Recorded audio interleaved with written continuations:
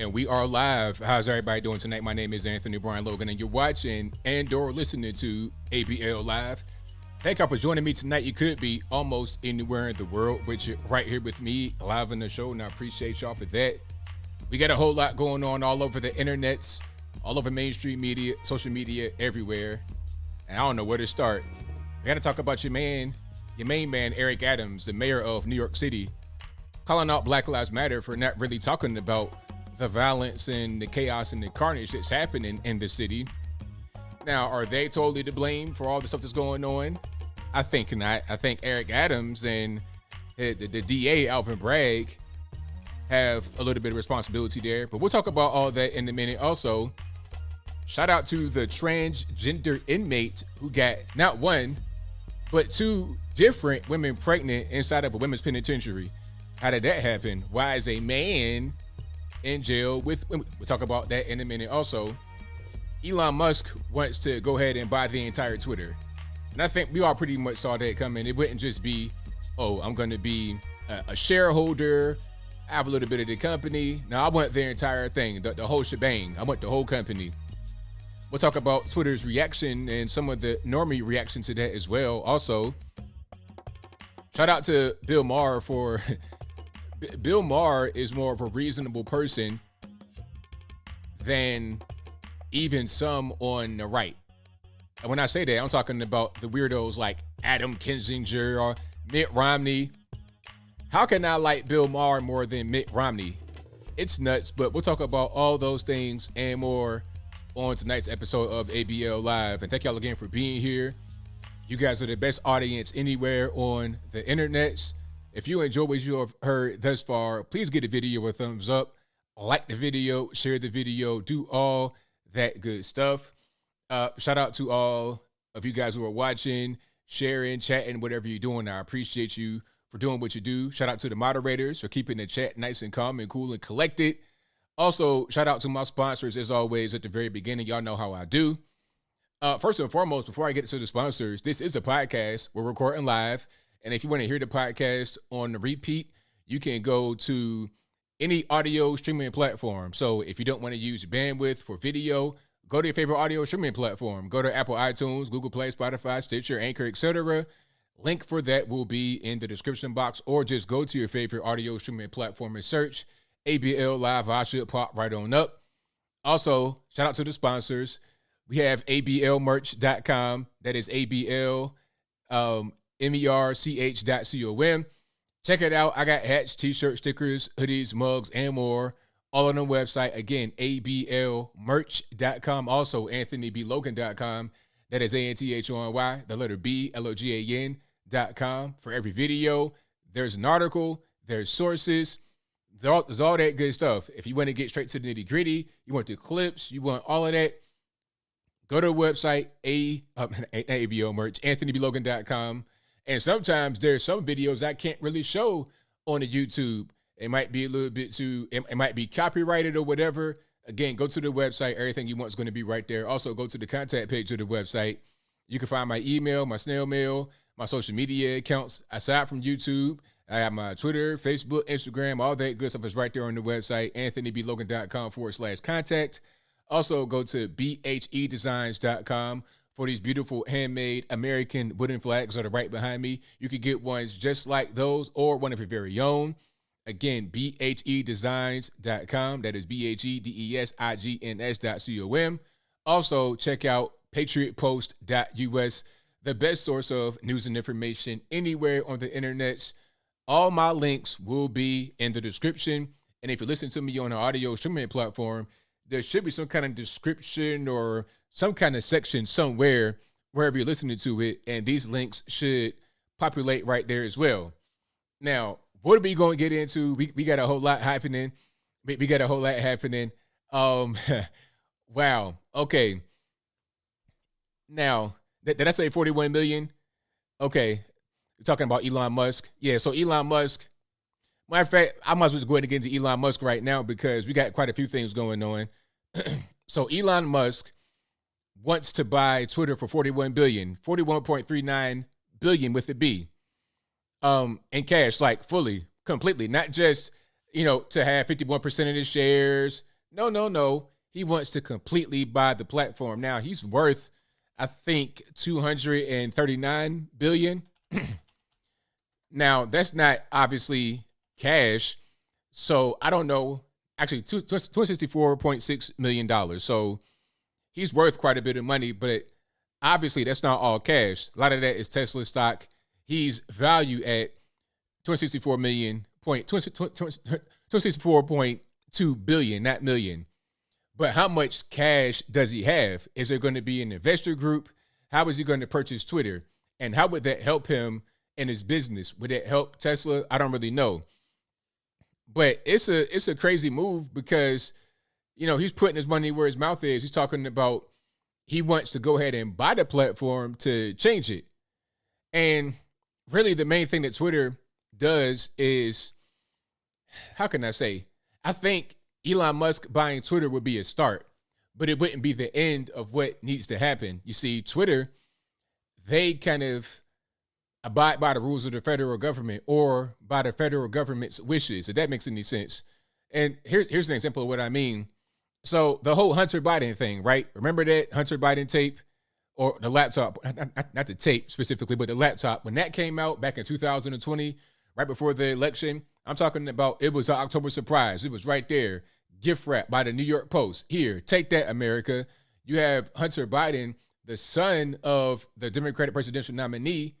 You have him on tape smoking crack, underage girls. You got all kind of corrupt business dealings. Let's get 10 for the big guy, all that stuff. That was October surprise, late in our laps. And what did Twitter do? Censored it. Sure did. But why though? But see, why would Twitter do something like that specifically? Because it wasn't like it was fake news. It came from New York Post. New York Post is a real newspaper. They're reputable. They're not going to put out something fake like that, okay? And we see Hunter Biden on the actual laptop. When Hunter came out and was talking about a laptop, and they were asking him, "Is that yours?" I don't know. It could be. Come on. You don't know? Either it is or it isn't. Like, if there's a laptop somewhere of me smoking crack, I'm going to know if that's me or not. I'm going to know if I smoke crack one day and somebody happened to record it, at least. You understand? See, I know if I don't smoke crack, then it can't be me on the tape smoking crack. I don't know. Come on. We all knew it was real. He knew it was real, but they blocked it. And I think that came from Washington, D.C. The pressure to block it came from D.C. It came from some political bigwigs in California, wherever Twitter, wherever they're located. That came from the bigwigs from up high. They say, don't put it out. It's going to be too big. We can't have it happen right now. We're trying to win the election. Don't put it out. And then they come back 2 years later talking about, oh, well, we're sorry. Jack, the former CEO of Twitter, came out and said it was a wrong move to make, and all this, that, and the third. Or you think? But I think a lot of that comes from the federal government. And I say all that to say this. If Elon's going to purchase Twitter, it's a good start, but he still has to think about the federal government still trying to be in the mix. They're still trying to be in the mix, and also they're trying to attack him. He might get subpoenaed to Congress, and it might be a thing where they're trying to throw him under the bus and say, well, you have something wrong with you. Something's going on with yourself. That might be what they try to do to Elon Musk. So, I mean, we'll see about that, but $41.39 billion is a lot of money to go ahead and purchase the platform. And if he's able to do it, if he's able to get beyond the shareholders that don't want to sell or whatever, if he's able to get beyond that, then he can most certainly make change. I don't think I want him to change the entire thing, just the political censorship. Bring back Trump, bring back anybody that was banned for political prisoners, basically. Not in the real sense, obviously. I ain't talking about POWs or nothing like that. I'm talking about people that have been banned from the platform that should be there because of their political beliefs. Now, some are going to say, well, look, man, let's just skip all that. Let's skip all that, and then let's just have our own platform. But that's what they want you to do. They want you to get off Twitter because Twitter is the biggest place with the most influence as far as what they do specifically. So if you leave the platform, that leaves a wide open lane for them to indoctrinate everybody that much more. It's just like, okay, if you have a public school system, right? And all throughout the school system, in that environment, in the entire system, there's only woke stuff, nothing else. And then you have one side that's trying to push non-woke stuff, conservative stuff, common sense stuff. But then they say, okay, we're not going to be in this area. We're only going to be in homeschool. We're only going to be in private school. That's good and that's okay. You should have those options. Don't, kill those options, but also be in the public space, because not all kids are going to be able to go to private or home or charter or whatever it is. You got to have your message be everywhere so everybody's able to receive it. That's why we got to have Twitter, because that's the biggest platform. Like, if you get put on True Social or something like that, it's like putting it in a shoebox, keeping it all the way real. You're able to connect with those that want to connect with you there, people that already know you, maybe people that you have met throughout the years. If you're a business, you may have fans, but you're not going to reach people that are new necessarily on those platforms. Not as easy as you'd be able to do on Twitter. And if something goes out on Twitter, it's like a public announcement. They put it on the news, but not necessarily so if you're on a smaller platform. So be everywhere. Be on the small platforms for competition's sake, but also be on the big platforms to get your message out there. That's the ultimate goal at the end of the day, from my point of view. Yeah, the monopoly part of it, I mean, it's hard to not have monopolies in social media space, because there's going to be one thing that everybody gravitates towards. And it's just, you can't really stop it. It's just like TikTok. TikTok's taking over. We're in a TikTok world right now. Have you guys seen this? Hold on. Let me see if I can find this particular clip. TikTok has taken over the planet. And it's to the point where even, what was I going to say? YouTube, they have the shorts. Instagram has reels. These are direct attempts to try and compete with TikTok. And it's a natural thing. TikTok has a monopoly on that kind of social media. And you have others trying to compete, but it's still not necessarily working, because everybody just kind of went there. I'm not necessarily sure if it was organic or what, but they did go there. So it's like, what do you say? What do you really do to that? All right. What do you really do? Hold on. I'm going to find that video, because there was one video where there was a nurse dancing in the patient's room while the patient was right there. I lied to you now. Remember the whole thing? Heroes work here, all this, that, and the third. Then you have all these dancing nurses. This lady was in the actual room with the patient. So it's like, what's really going on? Hold on. Okay, there we go. There we go. Now I'm about to put it on the screen. I'm about to put it on the screen. Give me 1 second here. Just one moment, and we're going to get straight to it. And if you like what you heard so far, please give the video a thumbs up. Like the video, share the video. Do all that good stuff. Okay, so check it out. And can we reveal it? Okay. The caption right here says, "Bruh, this is our nurse. We gonna die," with a laughing emoji, laughing, crying emoji. So check it out. You got a man right here in his hospital bed, literally in the bed with his gown on. He got stuff attached to him and everything else. Now, check this out when the camera pans over. Hold on, can I get some sound? Let's do some sound. And let's do it that way. Perfect. One more time. Let's try it one more time.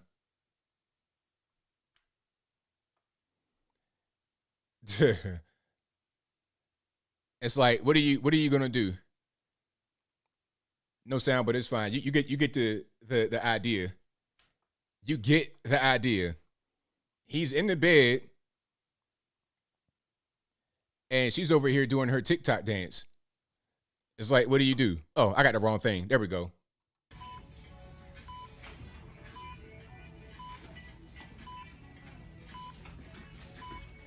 Do you see his face? He's like, really? Is this where we at nowadays?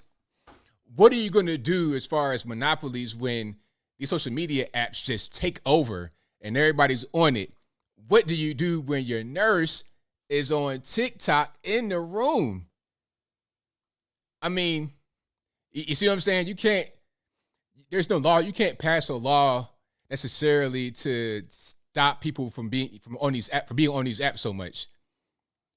Now, do you think that she's going to just magically transfer from TikTok to a competitor app? Why? For what? She's able to go on TikTok, do her dances, and get everything she needs. Why go to a TikTok Lite or a different kind of TikTok? You see what I'm saying? So the point is, you got to be where everybody is at. Have competitor apps, of course, yes, but be where everybody is. Hey, you know what? The old saying, 15 minutes of fame, ain't no more 15 minutes, it's 15 seconds nowadays. 15 seconds of fame, because it goes so quickly. So quickly. It's always the next thing. Microwave generation. Is that a fake video, really? I mean, I'll put it to you this way. If that's a fake video, then they went through some lengths to make it look very realistic. So I'm talking about, look, you got a patient chart, like a dry erase board, scrubs, a hospital bed, the EKG, everything. That's a little much.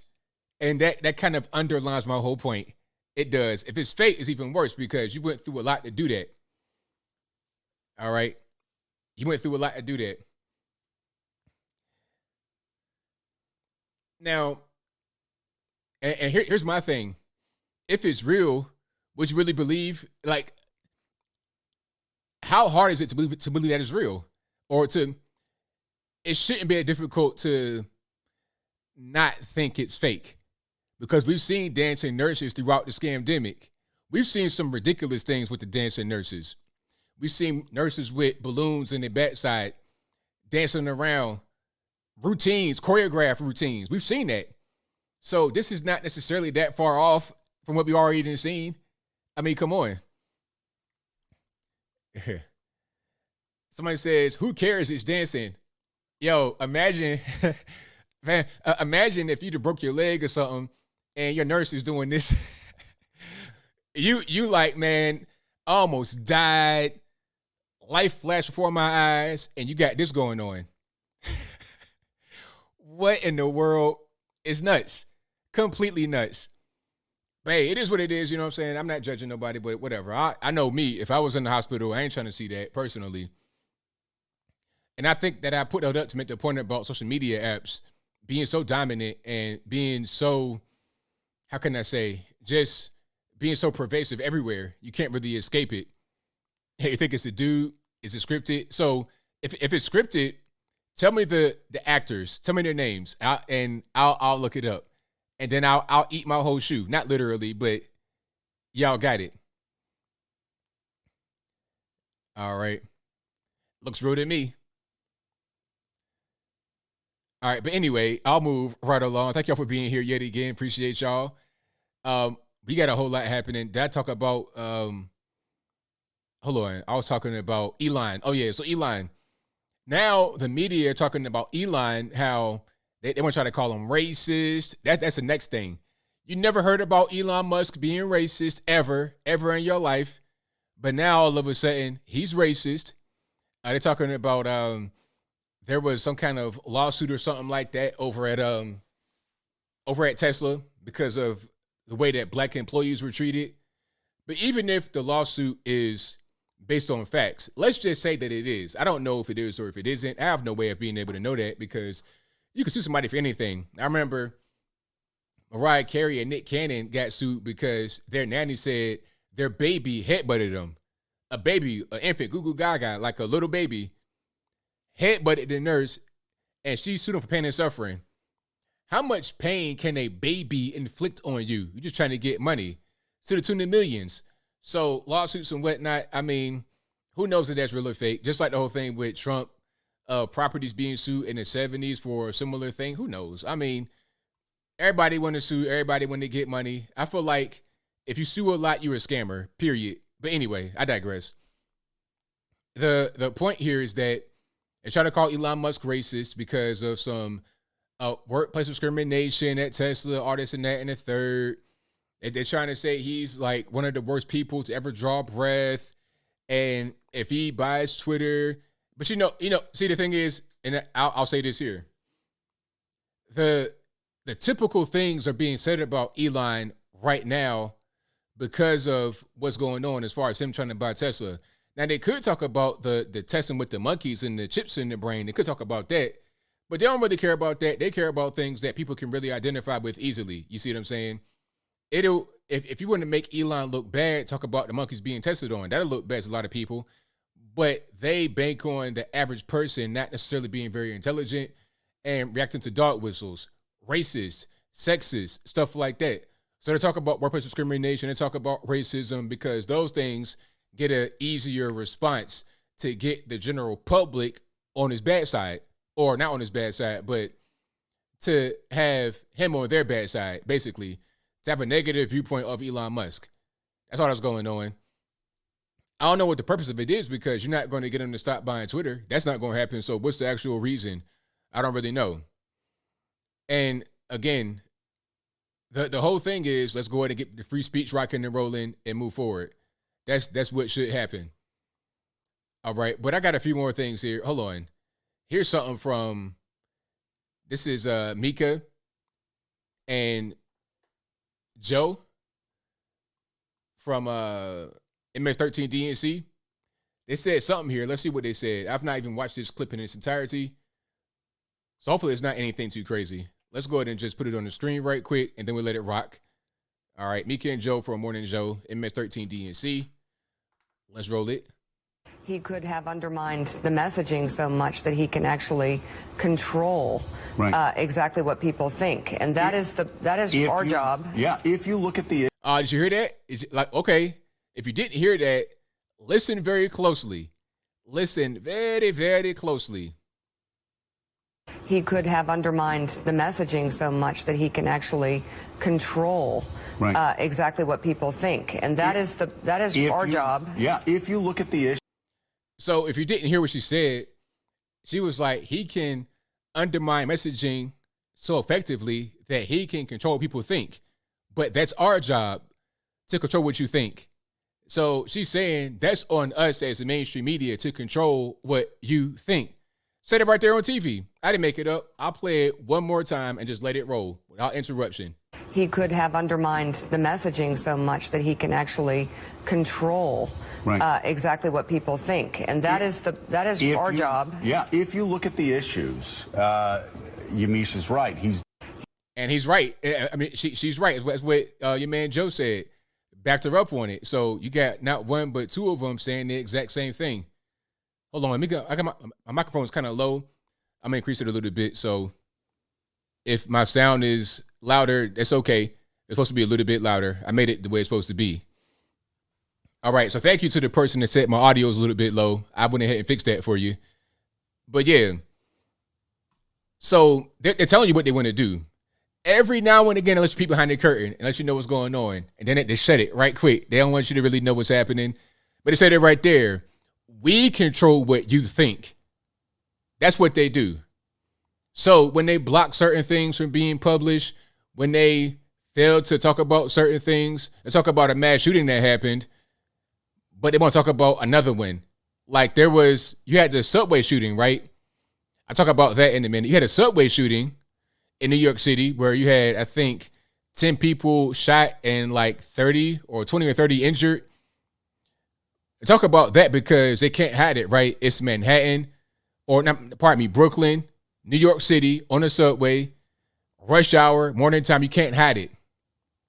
However, there was a mass shooting in Arkansas where one person died and 28 were shot. 28 were shot. No news about it. Why? It don't fit the narrative. We're not going to cover that mass shooting. We'll cover that one over there. We talk about Kyle Rittenhouse where he shot, 2 or 3 people, and it was all self-defense. We'll talk about that because that fits our narrative. But talk about that over there, we're not going to do that. It don't fit our narrative. All right. So we got a few more topics on deck. Let me go ahead and get to some more. And thank y'all again for being here. I appreciate you guys. So speaking about a New York City subway shooting. So after the subway shooting, Eric Adams was on Spectrum News in New York City talking about other violence because, you have mass shootings that happen, but that's not the only time that violence breaks out. In New York City especially, there's a lot more violence than just a subway shooting. So Eric Adams was talking about another string of shootings. I think it was in Bronx and Brooklyn overnight, late Tuesday night, early Wednesday morning. There were like 11 shootings. I'm not sure if they were murders or whatnot, but there were 11 shootings. And it's like you got little kids, not little kids, but young people under the age of 18 shooting their weapons. You have them doing that. So the question is, like, what's going on? And where are all these organizations like BLM to say anything about it? Now, of course, it's not just them that need to say something about it or do something about it. Of course not. But it's a legitimate question from Eric Adams, like, hey, where are y'all at? You want to be here for X, Y, and Z, but not for this over there. Let me see if I can find that particular clip right quick and show it to you guys.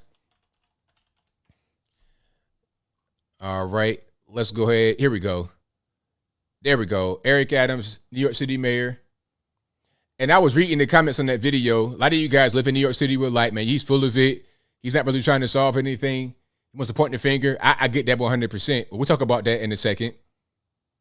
Here's my question that I put out to the city. Hey, I thought Black Lives Matter. Where are all those who stated Black Lives Matter? Then go do an analysis of who was killed or shot last night. I was up all night speaking to my commanders in the Bronx, in Brooklyn. The victims were Black. Many of the shooters were Black. So I asked the question that was asking me when I was a child. It's 10 a.m., 10 p.m. Do you know where your children are?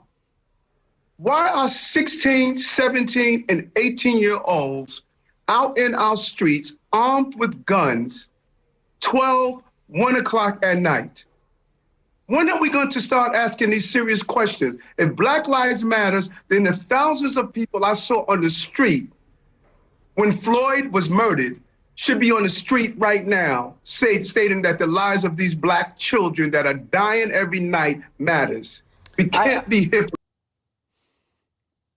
And that's, I mean, what he said right there is facts. But we all know what that is, though. We all know that BLM, they out there when it's politically advantageous or financially advantageous.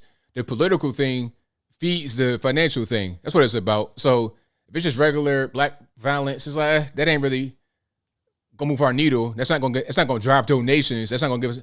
We can't buy houses off of that. We're trying to buy some real estate. We're trying to have money. We're trying to really get paper out here in these streets. So we're going to ignore that. We're going to ignore all the Black on Black stuff that is constant every day, all day.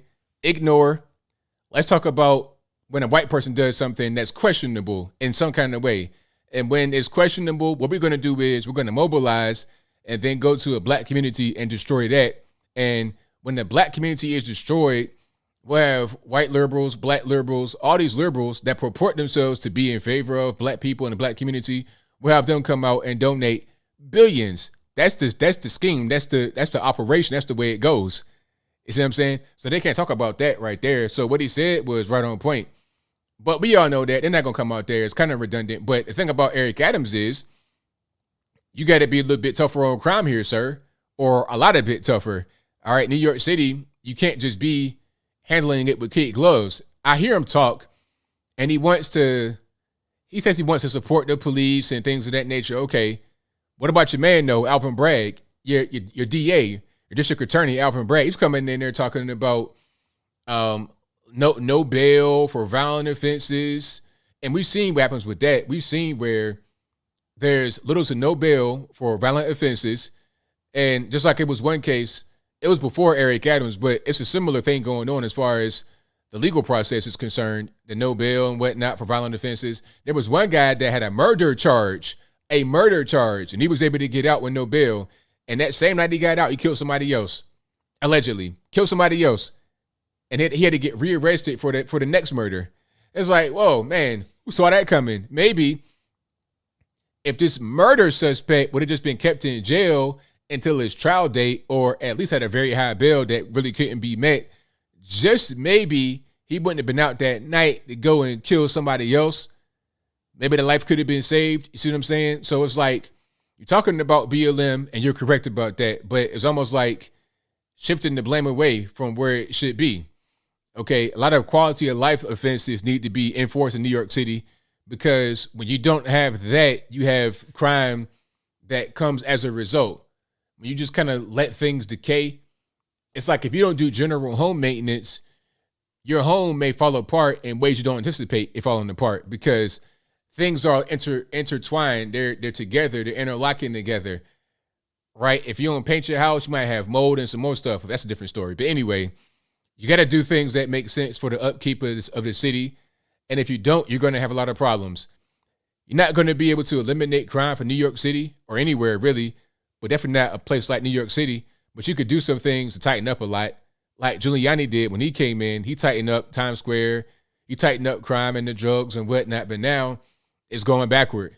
It's most certainly going backwards, and it's a crazy thing. New Yorkers are leaving. They've been doing that for a while, but now, ever since the scamdemic and stuff like that, they're leaving for real. North Carolina, Florida, Georgia, I see them all over the place. I'm seeing Yankees caps, Mets caps, all of that all over. And airplanes, plane, train, automobile, they fleeing. They out because of what's happening in the city.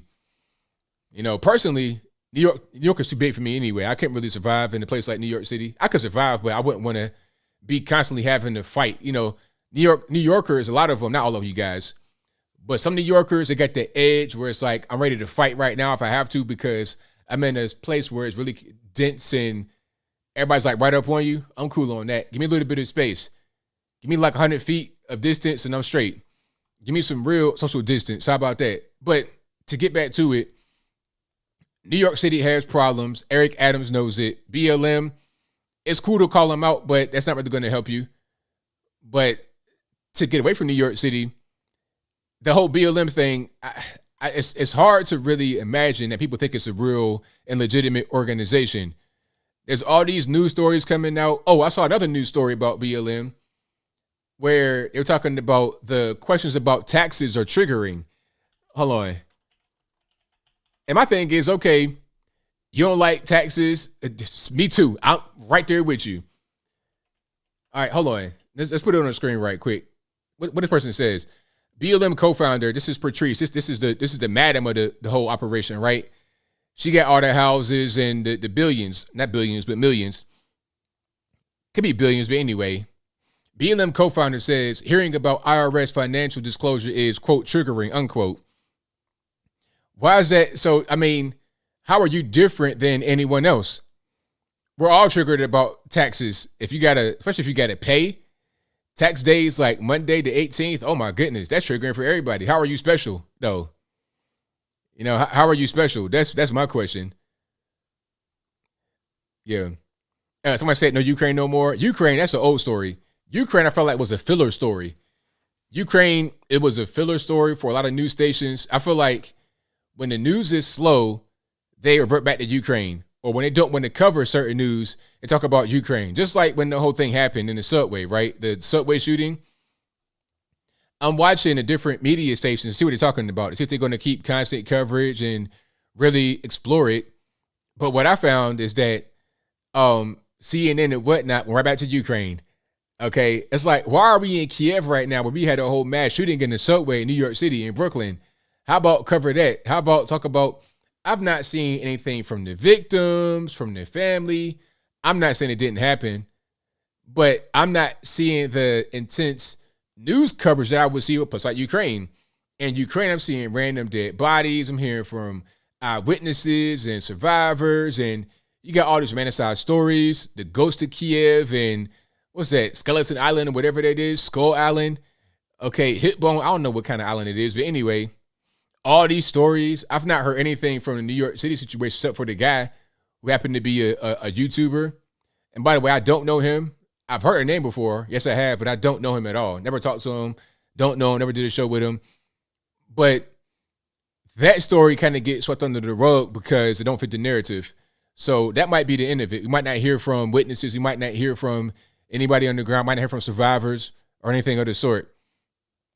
All right. We might not hear from that at all. All right.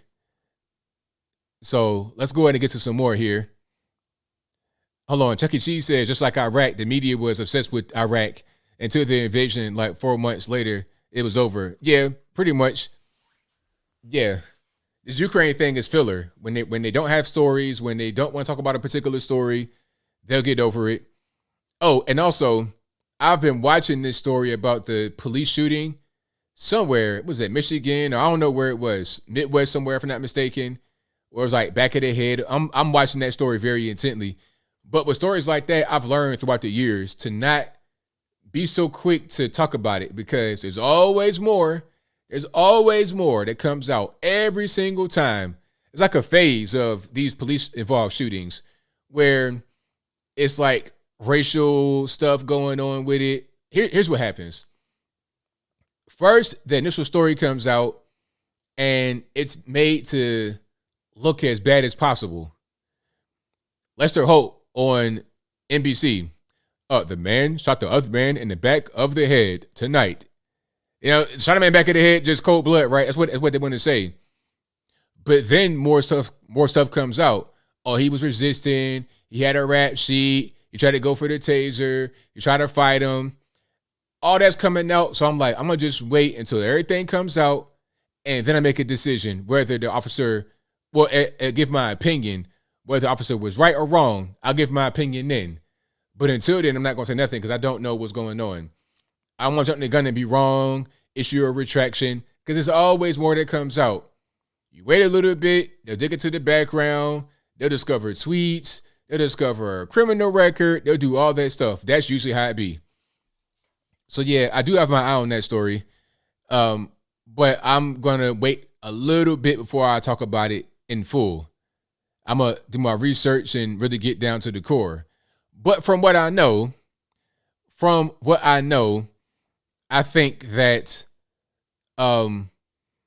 it was probably legitimate from what I know so far, but that could change. Right? That definitely could change. All right. So let's get to some more here. Oh, the trans inmate. Have you guys seen that? Now, who could have seen this coming? A transgender inmate, a male to female trans, got not one but two different women pregnant at a New Jersey penitentiary for women. So the penitentiary has 800 women with 27 transgenders. Now, there's no requirement to necessarily be transgender, if I'm not mistaken. It can't be, because if you can still have your male parts, all your stuff, then what's the requirement? You got to put on makeup and eyebrows and stuff like that. Like, what's really going on? There's no requirement. So you could just say I identify as transgender, and now you're housed with women. This fool, matter of fact, shout out to my man, Right Wing Angel, also known as Oliver Mack, for this particular graphic and for doing this really good research here. Let me find it right quick. Hold on one second, because this was perfect. He found the before and after of this guy, right? He found the before and after. Hold on. I got it right here. There we go. Boom. So here's the initial story. 2 New Jersey prison inmates are pregnant after facility allows transgenders, right? This is what's going on. And this is the guy we're talking about, Demetrius. That's his name. Or was his name back when he identified as a male, Demetrius. And now, you ready? You ready for the next clip? Same guy, but now known as Demi. Now known as Demi. So this apparently is enough to qualify you as being transgender, and you're able to be housed with women in New Jersey. Because there was a lawsuit that said there was a woman that was forced to be housed with men in New Jersey in the penitentiary. So it was a lawsuit that says they can be housed wherever they want according to their identity. So obviously the woman was not a biological woman. This was a biological man that had to be housed with men. Maybe the idea was the person was weak or frail or whatever. But it's men that don't identify as trans that are weak and frail and get housed with men, and the same thing happens. How about don't go to the penitentiary? How about that? This person, Demi, their crime was manslaughter back when they were 16, and now I think they're like 30. So when he was Demetrius, he killed somebody. I don't know how he killed them, but he's been in the penitentiary for a long time. I think about 14, 15 years. Hard time penitentiary, but now he identifies as a woman, still got all his parts, and getting young women pregnant. Not one woman, but two different women in the same prison, two pregnant. So how do you really explain that? Like I was saying in my video, how do you explain when the child grows up, mommy, where's daddy at? Long story, son. Long story. How'd you guys meet? Well, I can't tell you that one. You're going to have to lie. You're going to have to lie. And here's a kicker. They said it was consensual. That's what they say. Now, I was reading the comments again because you guys have great comments. But they were saying that what they say? They were saying that you can't have consensual relations in prison because y'all are state property and some other stuff. Basically, ain't no such thing as consensual relations in the penitentiary. You know what I mean? Even if they say it is, it's not. We're talking about legal stuff. But they said it was a sexual assault. But if you're going to have men in a prison with women, you will have assault. You are going to have assault. I don't care how they identify. They can identify as demi, skinny, mini. I don't really care what they identify as. You're going to have assault. And you're going to have pregnant women as a result. This is nuts. It's crazy. No pun intended on the nuts comment, but this is crazy. And this is what we talk about when we're talking about sports as well. And you got Leah Thomas. It's similar because the guy, Demi, was known as Demetrius. So he took the little Demi part and made that be his name. Same thing with William Thomas. Rather than William, you take the little Leah part out of William, make it a new name. But anyway, Leah Thomas still has all his male parts. This boy's about 6'3", 6'4", and he still likes women. So he's going to be in the locker room around women in various states of dress. Young girls, 18, 19, 20. So what's going to happen? This is inappropriate. It's really ridiculous. And I don't see how anybody can really support this whole trans movement. If a person wants to be transgender, they want to play dress up or whatever they want to do. Whatever they want to do on their personal life, that's fine. But see, at the end of the day, you can't just do whatever you want to do. You can't just say, all right, I'm going to identify as X, Y, Z, this, that, and the third. And then I'm going to infringe upon someone else's space, infringe upon their rights. You can't do that. Not at all. All right. But yeah, that's what's going on. But I'm sure it won't be the first. I'm sure it's not the first or the last time this will happen. You're going to have a lot more of these things going on as long as you have biological X, Y men in the same space with XX women. A penitentiary, really? I mean, come on. It's better enough you're going to have them in a sports environment, like in a locker room or compete on the same stage. But in a prison, is that what we're going to do? I mean, come on. That's ridiculous. Okay, so Duke Rose says, in prison, if you have sex with another inmate, it is considered destruction of state property. Okay, I got it. There we go. Because when you're in the penitentiary, that's what you are, your state property. All right. So yeah, you can't do that. Not in the least bit. And shout out to Bill Maher and Joe Rogan. These guys are both liberal, in my opinion. And I think that's pretty much accepted as the truth. They're both pretty much liberal guys.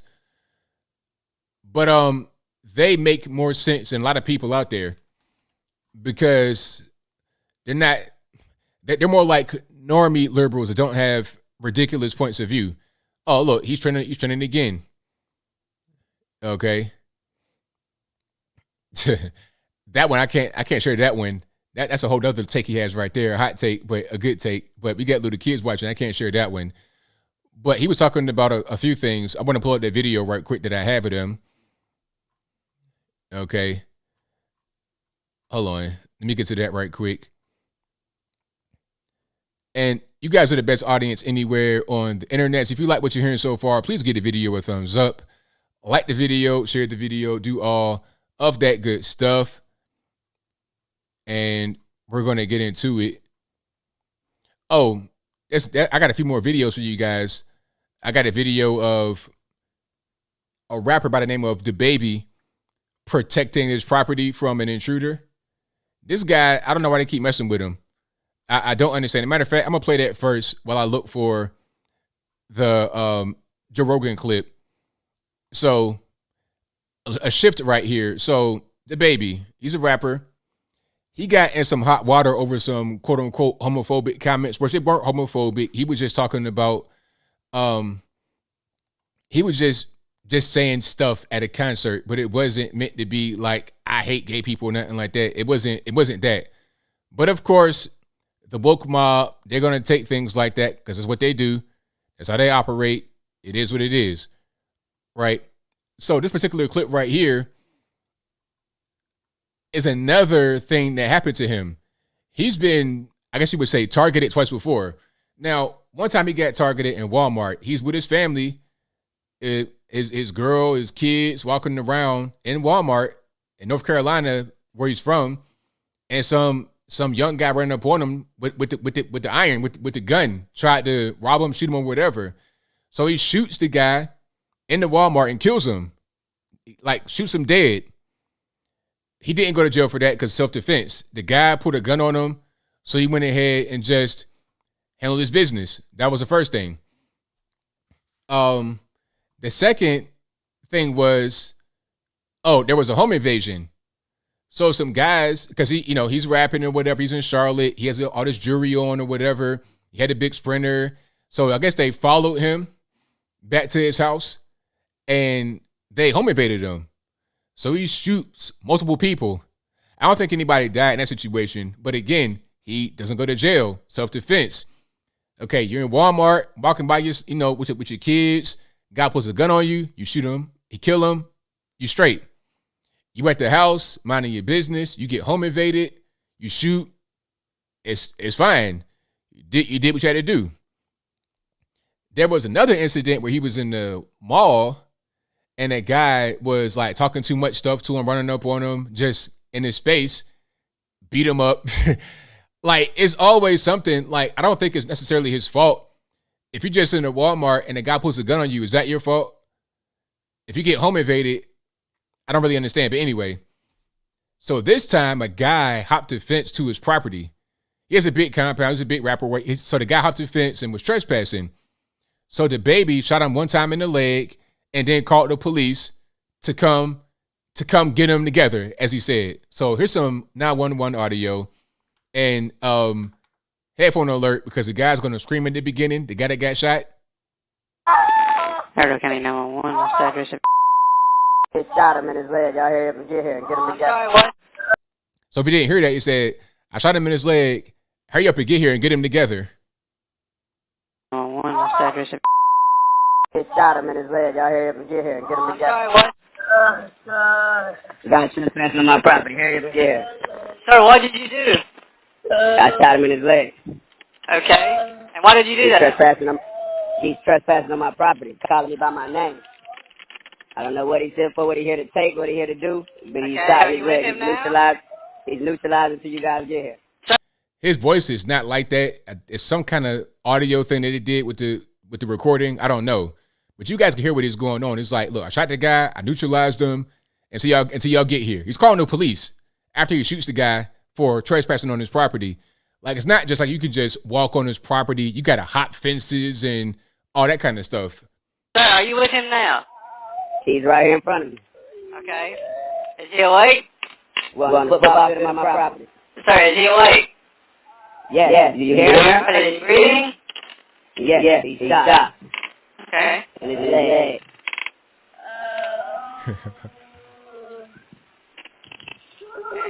Just stay on with you, okay? Okay, yeah. Come on, like about to die. Yeah. Come on, football field. Is he seriously bleeding? Yeah, he's shot like in his lower thigh. Yeah. Sir, is there any serious bleeding? I said yes, bro. Okay. Is he completely alert? Is he what? Is he completely alert? Do you hear him? Do you not hear this man, bro? Sir, I'm asking you, is he completely alert?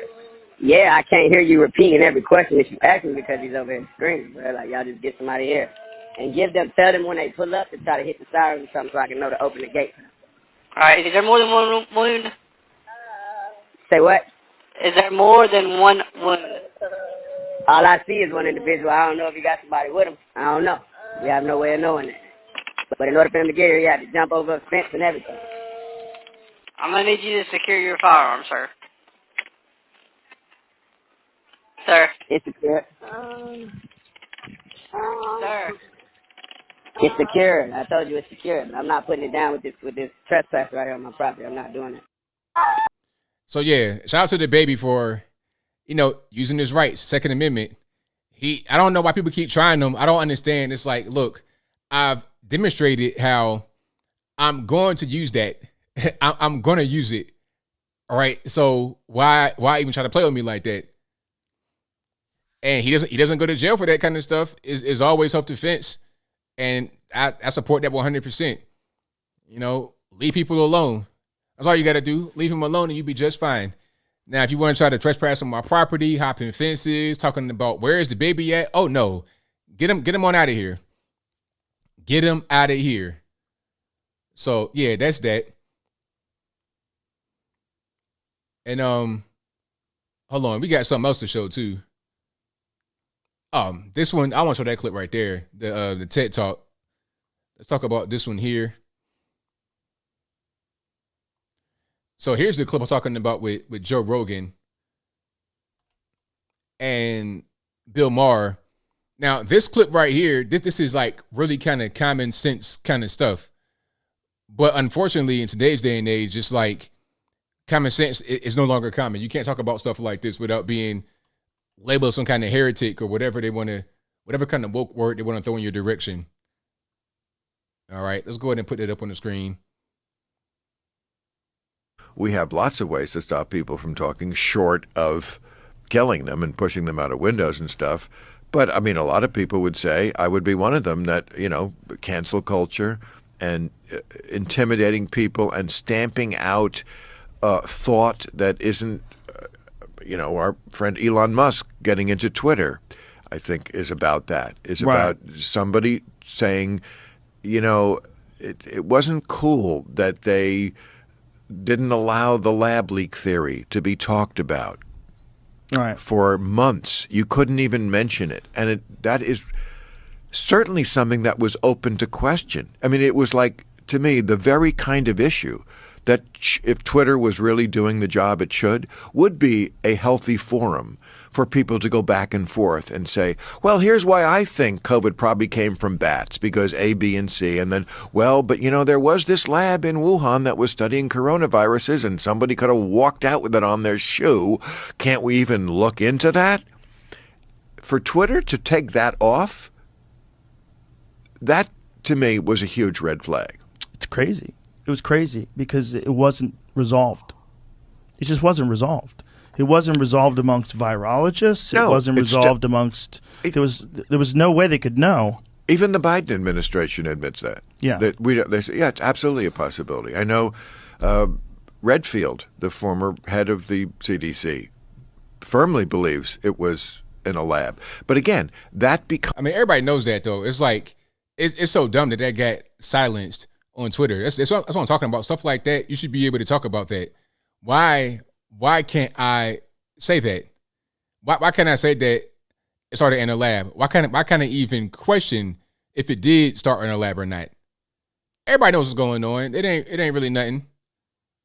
It ain't really nothing at all. So shout out to Joe Rogan and Bill Maher for just being the adults in the room over at, on the left, I should say. They are good. They're good left representatives. But the people that are pretty bad for the left, the AOC and whatnot, Ilhan Omar, they're really bad for the left. Now, here's another video I have, somewhat unrelated, but what I'm seeing a lot lately in the NBA, I don't know if you guys watch basketball, but I'm seeing a lot of these people protesting and they're doing ridiculous stuff. One lady glued herself to the floor. I have no idea what the protests are about. But I feel like you're going to see a lot more of these performative type protests as we get closer to the midterms, maybe. I got a hunch. You might even see them like 2024, gluing yourself to the floor in the basketball game, and one person chained herself to a basketball hoop. I mean, it sounds worse than what it is. Like, they weren't hanging from it. They were just kind of attached to like the support, the back support beam, whatever they call that, right? Hold on. So here's some of the video that might be of that. The ball crew. Oh, that's her being carried out right there. I mean, lady, what are you doing at an NBA game? You look like you belong in a Cracker Barrel, refilling my maple syrup and my orange juice. What are you doing at a basketball game, chaining yourself to the actual goal? Why? Who paid you to do that? And now they get the chain off and they're carrying her off. The people in Memphis have no idea what's. So she has like a chain in her mouth. What is happening? Or it's like around her neck. I don't know. And the guy's like moving it as he moves her. I have no idea what's happening. Have no idea what's going on right now. And just to fill people in that don't know, there was a woman that the ball. I mean, what in the world's happening? What is going on here? So weird. So weird. But you're gonna see a lot more stuff like that coming up here, I think. You know, I've not seen that kind of protest before, like at a pro game, but I've seen a couple of them in the past like week. Like I said, one lady glued herself to the floor, and you could see there was like handprints and glue on the actual basketball court where she was. Let me see if I can find that video too. I'm seeing just a bunch more ridiculous type things happen. That's pretty much what I'm saying. And I feel like it's going to be a lot more.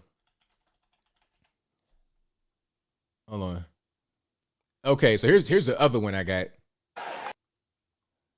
All right, let's not get copyright strikes, but I'm gonna try to show it a little bit. So this one says a fan tried to glue themselves to the floor. Right now. So they're right there with the fan that tried to glue themselves to the floor. I'm gonna turn the sound off because it's not necessary to have. So they got the person up, another Cracker Barrel waitress on the ground. Like, what is the deal?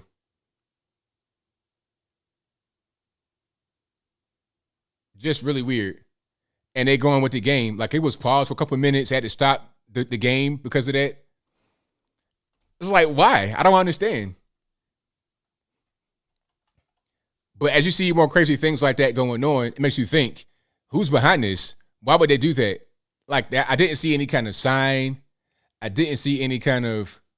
Oh, there was one more thing that happened.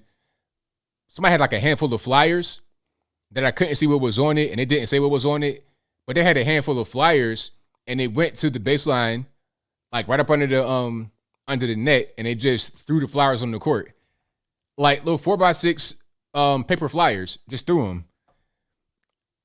Weird stuff going on. So yeah, midterm time is going to be crazy. I already feel it. It's going to be crazy, but I'm ready for it. I don't know about y'all, but I'm ready. I'm ready to go ahead and get rocking and rolling here. All right. Did I get to everything? Hold on. Yeah, shout out to Cracker Barrel, though. Cracker Barrel's all right. I mean, got the pancakes and all that good stuff. Shout out to them. Did I get to everything I wanted to get to? I think I did. I got to the trans impregnating somebody. Eric Adams calling out Black Lives Matter. All that good stuff. Buy large mansions. Bit long money. Black lesbian Marxists. All right. Let me see if I got anything else I wanted to get to. Oh, here's a good one. All right. Now I don't know if I can show that though. It's a little bit. That's a little much. It's not really, but it's a tad bit. If you got little babies watching, but if you on my Twitter, you see all this stuff all the time, so it's fine. You know, you probably already done seen that one. Okay, did I get everything? I'm gonna show one more video. Then I'll get to super chats. And China has been ridiculous. Have you guys seen what's going on in China with the lockdown? So in Shanghai, there's a quote unquote outbreak of the virus, allegedly. From what they say, I can't confirm or deny that, obviously, because I don't have all the information. But that's what they say, right? It's been an outbreak of the bug. So as a result, they have to have very strict lockdowns. Okay. And here's what's going on.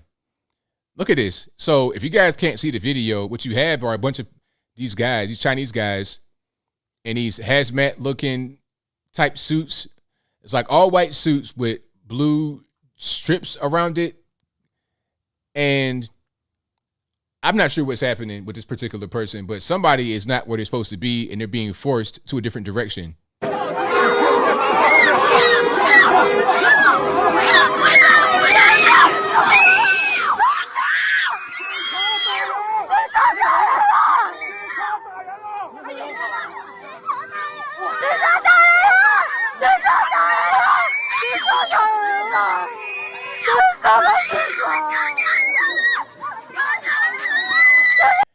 I don't know why they're doing this. I don't know what's happening, but that's Shanghai right now. Total lockdown. The city has a lot of people. Shanghai's like, what, 24 million people? 24 million. It's like, so New York City has what, like 8 million people in all the boroughs? So you're talking about 3 New York cities put together. That's Shanghai. The whole city on lockdown. Imagine that.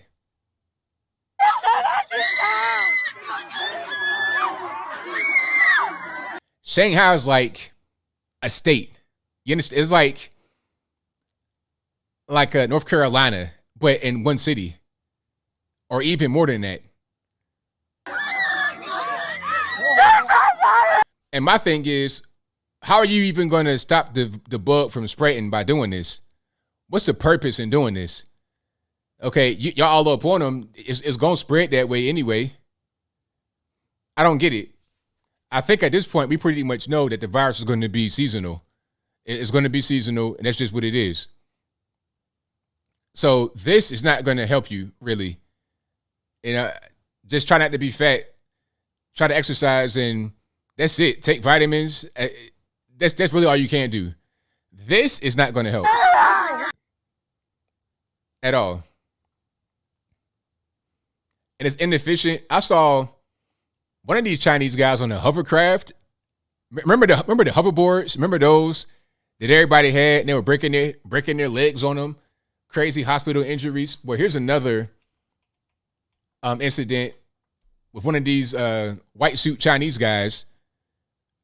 So we could put it on the screen right quick. So I don't know what this guy's moving, what he's carrying, but he's on a hoverboard with something in some kind of wagon that he's carrying behind him. So check it out.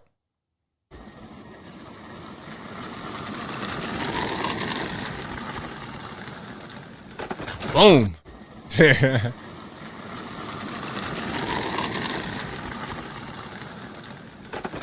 Why is that even efficient? Why would you be on a hoverboard? I don't understand. You know that you could fall. Like, you don't have perfect streets. You don't have perfect balance. It's probably one of them cheap Chinese boards anyway. It's like, what are you even doing? This is dumb.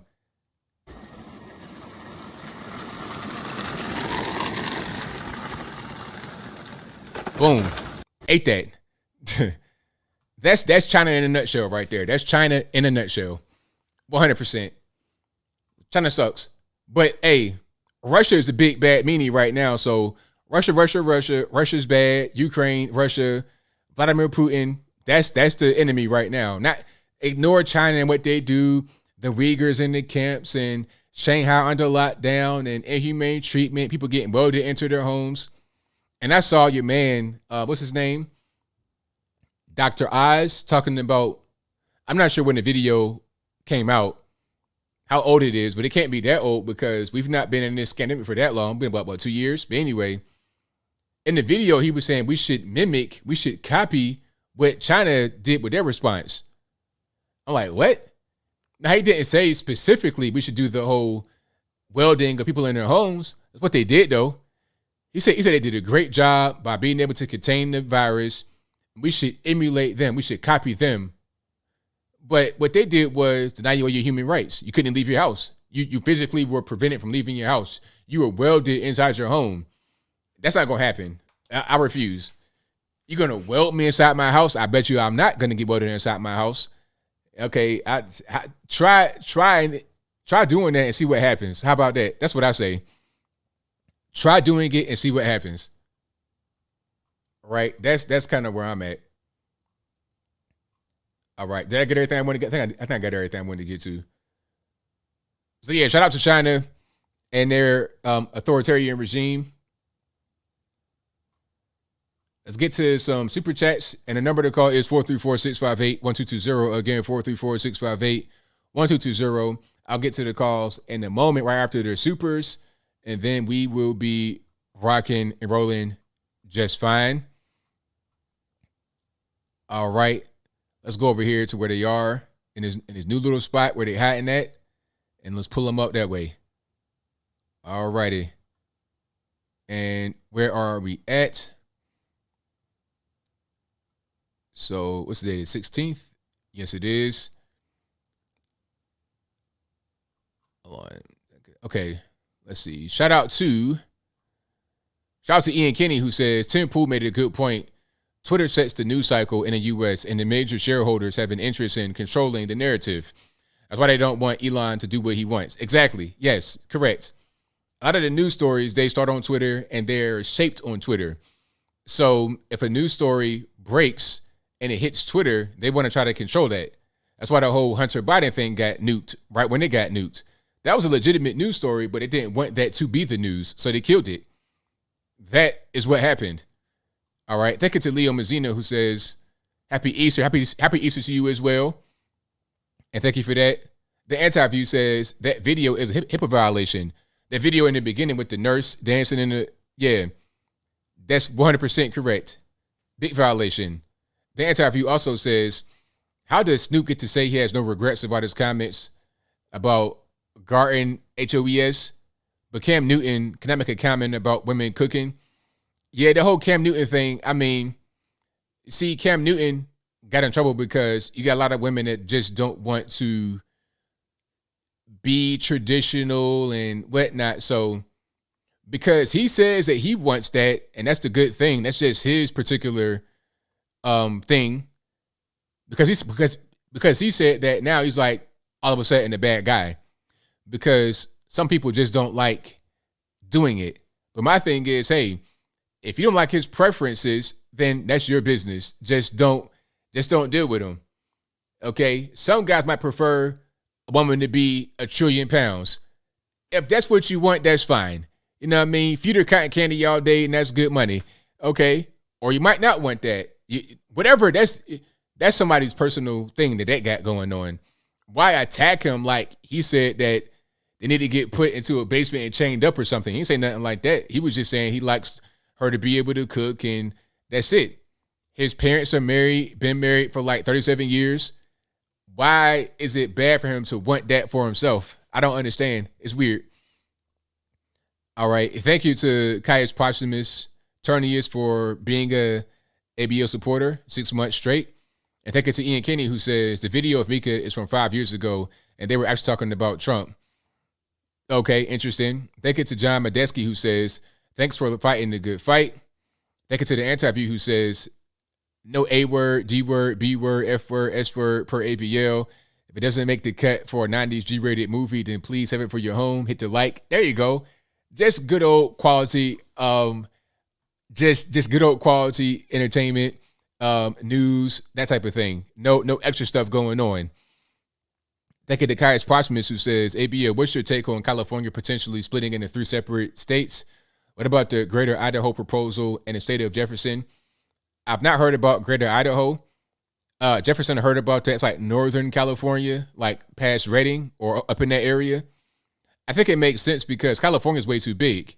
If you look at that kind of land coverage on the East Coast, you got a lot of different states. I mean, you're talking about an area from Florida to like New York. That's the size of California as far as its coastal coverage and also inland coverage. So there's quite a few states. It's like all the 13 colonies could fit into California. So it should break up. And it's good to break up because you don't want to have a city very far away like Los Angeles control you in Northern California. It doesn't make any sense. This is the reason why West Virginia seceded from Virginia.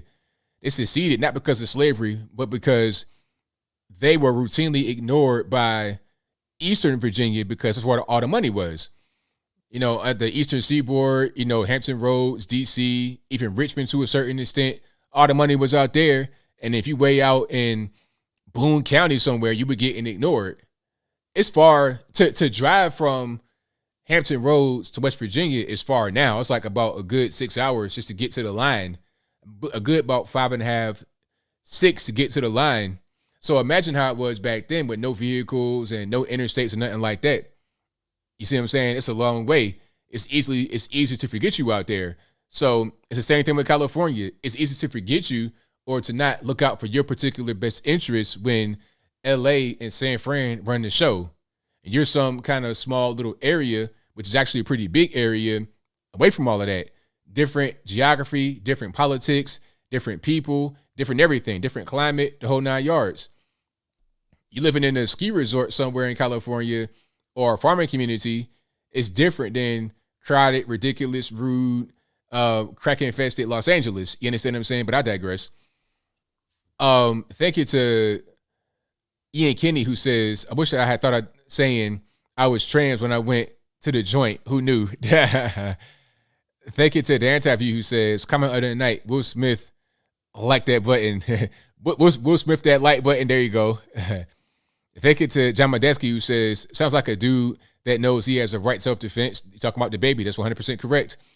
Thank you to Tom's Wild and Wonderful Views, who says, the current Democratic Party is not the one Bill Maher believed in. It is changed into a monster. I believe that 100%. So when they say the party switch, it wasn't a party switch. It's people changing. And what you have right now is more close to what they think the party switch was back then. Back then it wasn't. But now you got the Democratic Party really morphing. You know, that's that projection, I suppose. Thank you to John Medeski, who says evil is behind all of this. Thank you to Maxie Max for your donation. Thank you to Ian Kinney, who says, I don't get into sports. I'm a gamer. And I know you game too. Fallout, what's that? ES, PUBG, DayZ are pretty much my 3 go-to games. Yours? Call of Duty when I got time. I was a big PUBG guy back in the day. Fallout I like too, but definitely Call of Duty. That's easy to pick up, shoot a little bit, and then put it down, get right back to it. Thank you to Farner Faye, who says, I recently had a conversation with one of my in-laws. He's super woke, and we had a political debate. He tried to tell me there's a law signed every 7 years to keep blacks free. My reaction, laughing. That's crazy. So they got to sign a law every 7 years to keep us free. So if they don't sign the law every 7 years, you're going back to slavery. Is that going to happen? I tell you what, I wish they'd try. I am not going. It ain't going to happen. Okay. But anyway, thank you to Farner Faye, who says he kept on saying how conservatism was the white man's diabolical plan to keep blacks far from our goal as a people. America's so racist, but he sure loves living there here in a white majority suburban Delaware. You know, and the funny part is, how is conservatism an evil white man's plot to keep the black man down when the black man does not live around conservatism for the most part? The black man lives in Democrat cities. So how is it that we're going to impact him in that particular environment? Okay. And he's living in a majority white suburb, probably not necessarily a Democrat run. And if it is Democrat run, it's probably not some kind of far leftist, ridiculous person that'd be in a Democratic city like a Philly. That's probably where he lives, in the Philly suburbs in Delaware. So it's like, what do you're escaping the Democratic place where I guess it should be safe, right? You're escaping that to go to the more conservative place. But the conservatives are the ones that got this diabolical plot to keep you down. Make that make sense. So you're going right to the danger. If a house is on fire and I say it's on fire, but I run straight to it, then what kind of brain do I have in my head? Anyway, thank you to Farno Faye, who says, did you show Biden shaking hands with Air? Shout out to the 81 million ghosts who voted him in. I gotta, hold on. I did see that. I'm gonna put it on the screen right quick. Thank you for that reminder. Thank you for that reminder. Okay, let's see if this is it. Wow, they got it in French and everything. This is embarrassing. This is worldwide. You know, it ain't just us seeing this. It's like the whole world. They got this in French. I'm not sure if this is a Canadian or what.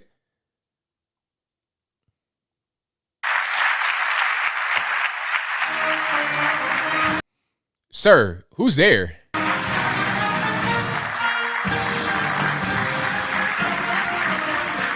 So if you couldn't see this, so Biden gets done with his speech and he turns to his right and he extends his hand, but nobody is there at all. And shout out to the camera person. They zoom out to show that ain't nobody there. Like there was nobody even close to his hand at all. Look at this. Nobody. Anybody that's on that side is a good 15 feet away. It's about a good 10 feet away or more. And they're sitting down. Like they're off the stage. They're not by him at all. So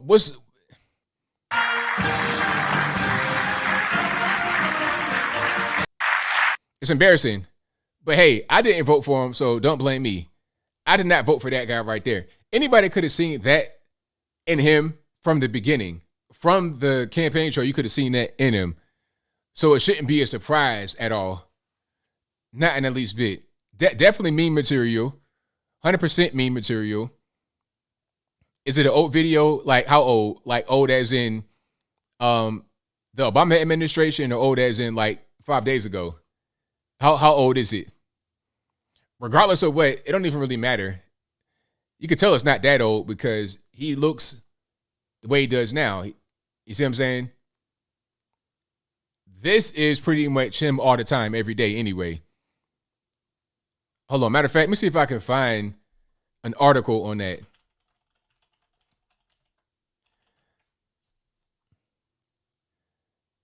So this is not an old video. This is 1 day ago. Okay. He spoke at NCA&T in Greensboro. This was recently. This is not an old video. Okay, this is the 14th of this month.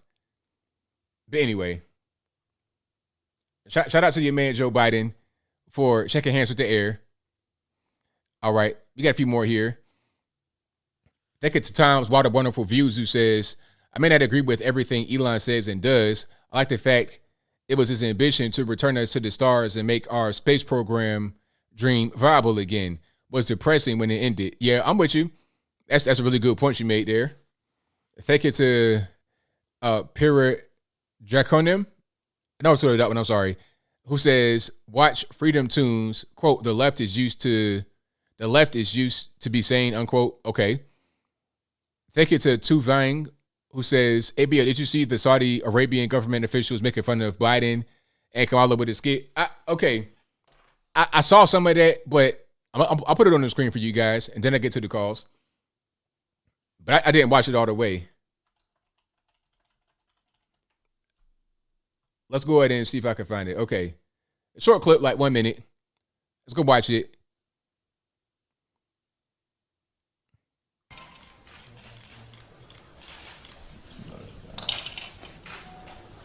So if you can't see it, they have like a fake Kamala and a fake Joe Biden on there.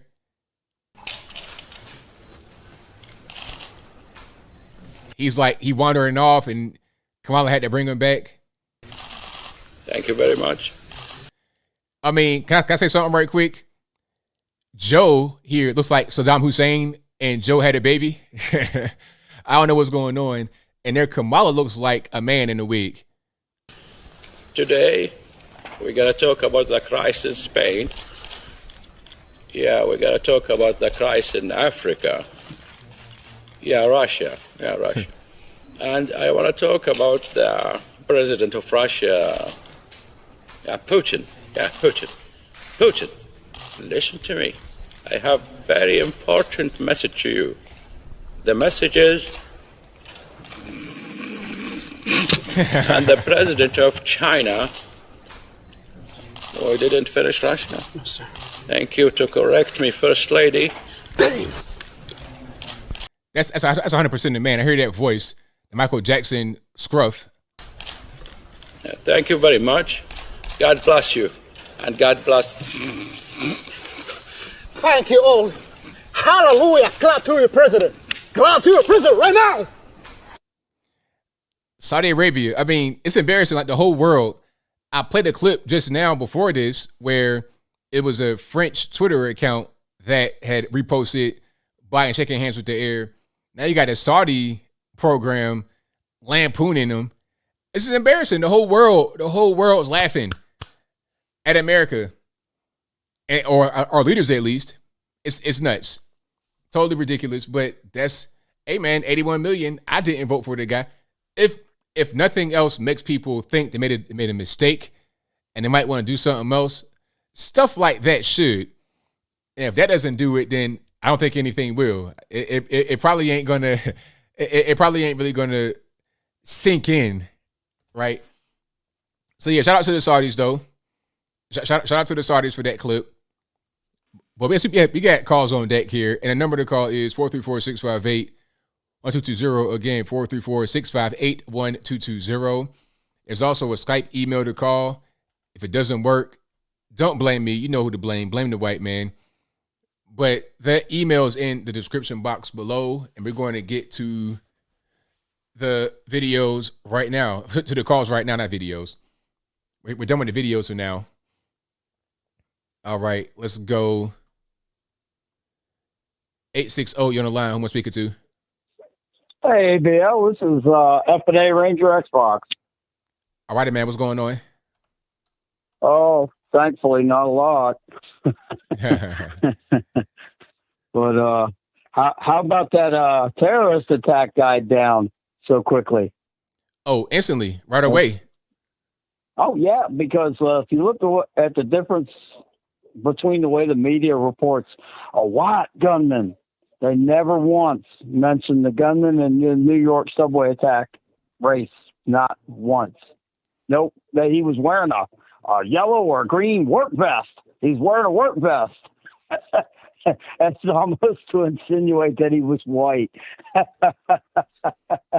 how stupid they are. Yeah, but they're planting the seeds in the weak-minded. That's what they do best. That's that psychological warfare.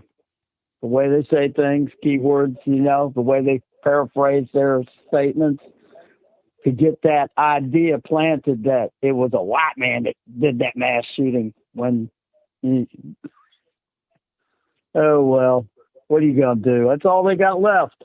They got dead horses to beat, and they just keep beating them and beating them. They're still not going to give them the pull the load. Too many Americans are waking up. I was talking to a white man in the parking lot, and I'm like, man, you need to go out and see the rest of the world. And I started naming countries, and this big black man across the way goes, "You've been to Ghana, man." I said, "Yes, I have, man." Had a good old time, and then we got to talking about how the Chinese are destroying, just absolutely raping Africa's natural resources. They're cutting down trees en masse. It's criminal what they're doing. And I talked to that man, and he said that's why he's here, And these people sit there and say, "Oh, America's this, America's that." But quick story, and I'll get off of here. One of my coworkers at a job I used to work at is from Cameroon. And that's next to Nigeria, for those people that don't really know, on the west coast of Africa, after that little bend to the east. But he was dancing to his headphones, to his iPod, and he was shaking his backside in a coworker's face, and the coworker sitting in a chair pulled out $1, and the guy turned around and looked at him, and he goes, gave him a really disgusted look. "What?" He goes, "I want a lap dance." And he's giving him this look, And he goes, "What's wrong? Don't you guys have gay people in Nigeria or Cameroon?" He looked at him and says, "We have them, but we kill them." Yeah, you're not lying. Yeah. That's how tolerant America's so horribly racist against everybody.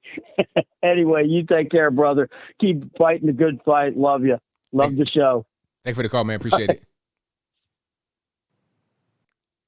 Yeah, man. Other parts of the world, they don't really play around with some things we like just allow. They pretty much, hey, man, illegal immigration, all that kind of. Try to just break into a country illegally, or try to just have alternative lifestyles in the open. Nope, not gonna happen. That's actually illegal in Jamaica. It's called buggery. But that's a whole different story. Anyway, 218 in the line we're speaking to. Hi, it's Corinne. All righty, what's happening? I want to give some advice on. I'll turn you down in the background because I'm getting a. Okay. I might be getting a relay. Thank you. Yes, please turn it down. Okay, here. Well, here's the thing that happened to me, and this is a topic that people don't really think about. You get in that preparedness mood, and you got yourself your tents, you got your toilets, you got your food, and just remember to keep it on a level that you can get to, because I adopted a beautiful blue heeler, and he pulled me down about 2 weeks ago and broke my hip, and I didn't have my cell phone on me, and so I was stuck crawling from the backyard to the front yard, yelling help and whatever else I could say, prayers. I get a little PTSD on this, but thankfully my neighbor saved my life because I was going into shock at that time. Now I'm stuck homebound, and there are things that I've got in the basement I can't get to. I can't go and do my laundry. I got to take 3 steps. But that porta potty that I bought, that camper porta potty, it's come in handy in the middle of the night. So this is just kind of like a preparedness thing to look out for. You never know when you're going to bust a hip, because you're not going to be able to carry that stuff out with you. That's a very good point. Yeah, nobody thinks of it. I didn't think of it. And I'm like, wow, this is absurd. I got a whole freezer full downstairs. And I've got to take 12 steps down to get there. And I'm not prepared for that yet. Plus, I got to deal with the dogs now. I got a dog with a massive tumor, an old dog. And then I got this new dog I adopted because my cat died. Has anybody had this story lately? But, you just don't know how things are going to pile up. And, you can just be taking the dog out for just a quick spin. And what happened with my dog is I had him on one of those track leashes. And a neighbor's dog come up, a brand new dog in the backyard. They got their fence. And what my dog does is he points.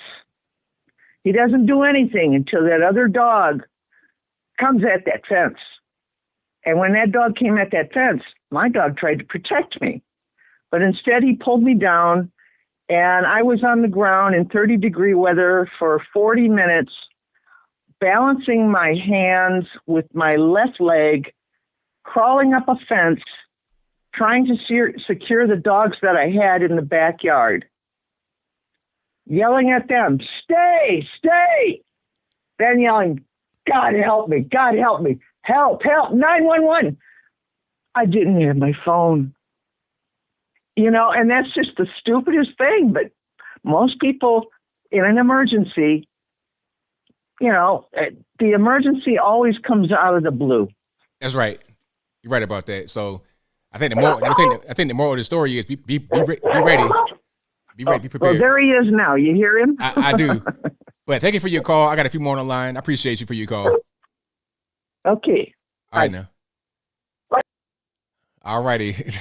Shout out to the dog in the background. Like, hey, man, we gotta wrap it up. The dog was like, man, you didn't talk too long. Come on, let's go. But no, it was a good call. I mean, be ready. That's the moral of the story. Be ready. Be prepared. Guns, ammunition, food. That's what I took from it. And have a way to, if you find yourself injured, have a way to be able to get to safety and get yourself taken care of. All right. Let's go to a few more here. The number to call 434-658-1220. 323 on the line. I'm speaking to. Hey, ABL, how are you doing? I'm well. About yourself? I'm wonderful. It's my birthday, and I'm listening to you. Happy birthday. Thank you. This is your supporter. I might know some donuts and sprinkle comments I sent earlier to your way on your birthday. I sent you something anyway, but nevertheless, this is one of your fans, and I'm calling you because I was listening, and I'm like, there's some things I want to talk about on my birthday with ABL. One thing you talked about today was baby, and that comment about it was all about the self-defense mode, which I agree 100%. But I'm from Los Angeles, by the way, and here in Los Angeles, there's no such thing as self-defense. So if it would have been the same scenario with me or, say, someone else here, we're going to jail because somebody came in our house. They wanted to be disruptive in our environment, and we have to still fight for our lives beyond that. This is Los Angeles all day long. And since we're on the subject of, these celebrities or whatever, I just wanted to say a few things that's been in the news lately is basically there's three people that I want to, I guess, hold court on is basically Justice Smollett, Will Smith, and also the other guy who shot the woman. Help me out. Alec Baldwin. Okay, Justice Smollett is back being the parody, and with his new song out. Everybody. I don't know if everybody's heard it, but I've heard it, and I know you have. The other guy, Alec Baldwin, is back to being the actor. He's in France right now shooting a movie. Nobody's heard anything about whether or not he's apologized about or what's going on with the case. And of course, Will Smith is the hero in a lot of these forums about what he did to Chris Rock. And I guarantee you, if it would have been like, say, Jerry Seinfeld or somebody like that, he wouldn't have done it. We all know that. But, it's all about that black on black crime. It's just, everything is just so, perpetuating in the society, and it's just wrong because, we don't get any clear, like, this is wrong. Hold the toe, and let's, hold these people accountable for their actions. I'm not saying baby, he had every right, but it's, but everybody else, they need to be under the bus, and that's all I want to say on my birthday. Well, thank you for your call. I appreciate you. All right, thank you, and you be blessed. I know, same to you. Bye-bye. Yeah, self-defense should be a universal thing. It shouldn't be just, conditional or in certain places. Well, conditional, yes, but not just in certain places. Not in California, but yes, in North Carolina. It should be everywhere. 586 on the line, I'm speaking to. Yeah, hi, ABL. Thank you for taking my call. My name is Larry, and I'm from North Carolina.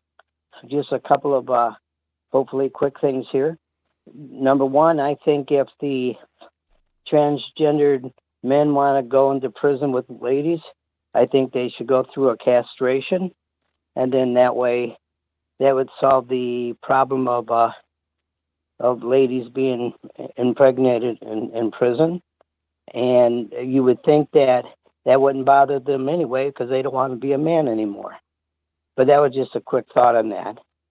And then the other thing I want to just mention is this problem at our southern borders. I think it's probably pretty simple. The last time we had this problem was also during the Obama administration.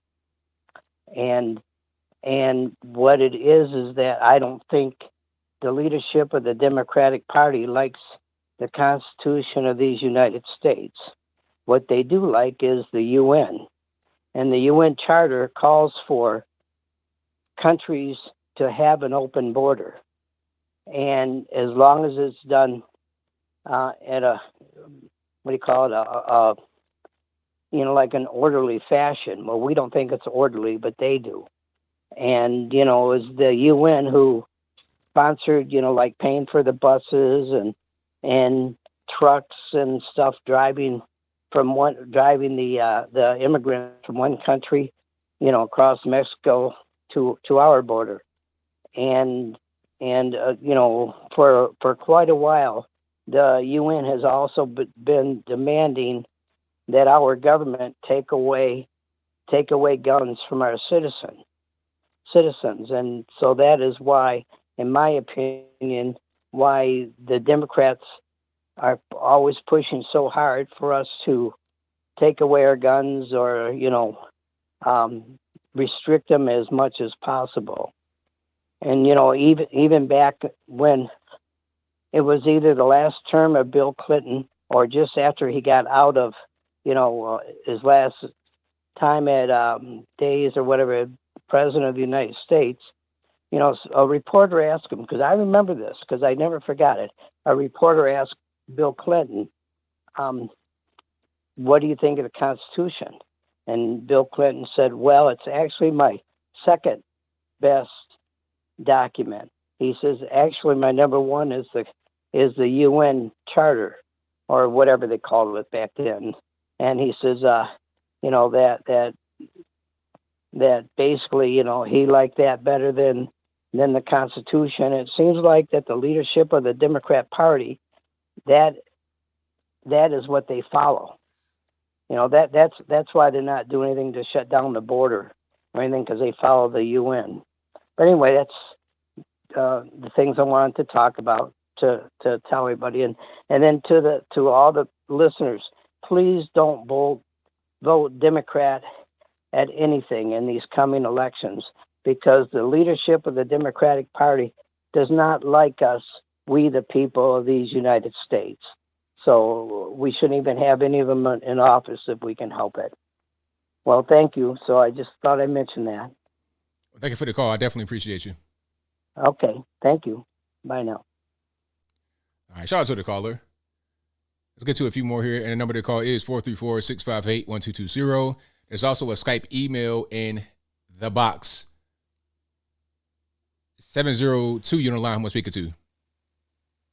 Hi, this is Africa, the real one. I am so glad to be talking to you, Mr. ABL, with your handsome self. Listen, I love your show, by the way. Very intelligent, and you really do your thing. I want to say something on this trans inmates. I noticed someone said to chop up their thing and you wouldn't have a problem, but, those people use anything. A predator use anything. They'll use their hands, they'll use whatever, they can get, they whatever is available to them, they're going to use. And I'm wondering, I look at this thing, I'm not going to keep it too long, but I look at this thing and I'm thinking, they just keep getting more and more and more extreme. And I think we're missing the mark. It's a distraction, for the reaction, pretty much. And I'm wondering, what is it that we're not looking at? Because, they hitting us with everything in the kitchen sink. So what is it that you think we might be overlooking? We got the Bill Maher thing, the Elon Musk, the trans stuff, and all of that. It's something we're not looking at. What do you think about that? I'm not really sure. I think we see everything that's going on, but it's being shown in different ways to us. We know about the whole LGBT agenda, but that's a big agenda with a lot of different legs to it. Yeah. You're talking about the kids in school, the transgenders in the penitentiary. It's a lot of different ways that it manifests itself. So we're seeing all the ways that it just presents. Yeah, because I'm looking at this and I just can't help but, and I might be, overthinking it, but I just can't help to think that it's something else that we're missing. We've got to be missing something, because they are throwing us, they throwing so much, like one thing after the other thing every week. The Will Smith, the this, the that. I'm saying, man, it's something we're not looking at. I ain't going to take up too much time. I just wanted to come on and throw that out there and tell you you're doing an awesome job. I will be getting some merchandise. You guys get some merchandise. Okay, this man puts a lot of time into his videos. And that's all I want to say. And thank you for the show. Well, thank you for the call. I appreciate you. Appreciate it. Oh, no problem. Absolutely. Have a good one. Same to you. Yeah, it's a good question. It's like, is it something that we missing? Is there something else going on we don't know about? There's always some kind of hidden agenda. There's always something that is kind of in the background lurking, in my opinion. Let's go to 623 on the line. Who am I speaking to? Hey, Bill, it's Steven from Arizona. Have you ever heard of there being an all-black police force? An all-black police force? Yeah. Probably. I'm not really sure, but I'm sure there is. Like, Atlanta is pretty much like that. Yeah, all black, 100% black, probably, but I don't know where it is. But majority black, Baltimore, Norfolk, Virginia, Atlanta, yeah. Okay. Do you think that there should be like we should have like I've always thought they should try to have black communities police themselves, just so that way in the scenarios where people are shot and killed. Well, like yesterday, everybody's talking about the one where the guy, that was a weird stop too, because the guy's asking him what's the problem as he's being, you know, tased or whatever it is. But it's just like I don't understand where all that comes from. But people too, I mean, they got to kind of lie to themselves to believe that cops are out there just trying to kill people. You know, because that cop, I don't know, he probably shouldn't have shot him, you know, but a lot of people handle their kids and just start whooping on them. You know, imagine being a cop and people are giving you a hard, you know, grown men mostly. I imagine there's not a lot of women getting arrested like that. Well, I take that back. There was that black lady who was scared and she also got shot, but she pulled her pistol out first. And a lot of people still lie to themselves and say stuff like, oh, well, she was in fear for her life. Well, why? You know, the cop was very calm, told her to put the weapon down. I'm sure he never even had his pistol. But, you know, this cop in particular, the guy never went back in his car, never got his license, you know. Again, was it a justified shooting? Probably not, because there's, you know, I mean, he could have even choked the guy out. You know, there's a lot of cops, too. They should teach them to know how to wrestle, do jujitsu or some type of, like, nullifying fight thing. You know, don't teach them how to break people's arms. That's a little too far if you're going to arrest them. But teach them how to neutralize the situation, you know.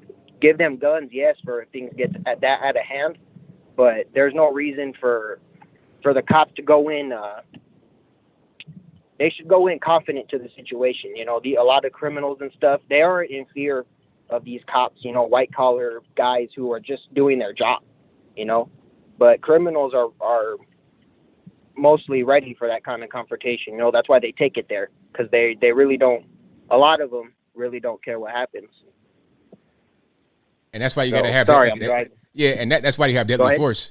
That's why you have deadly force, because, you know, these guys don't really care about what happens. They don't care about having to pull a gun on you and shoot you or take your gun and shoot you with it. So you got to have deadly force in a situation where it calls for it. That's not all the time, but sometimes it does happen. So that's just what that is. And as far as having an all-black police force, that's not going to help at all, because when you're talking about criminals, a lot of times they want, if you got a black criminal, a lot of times what they want is for the black person to be more lenient.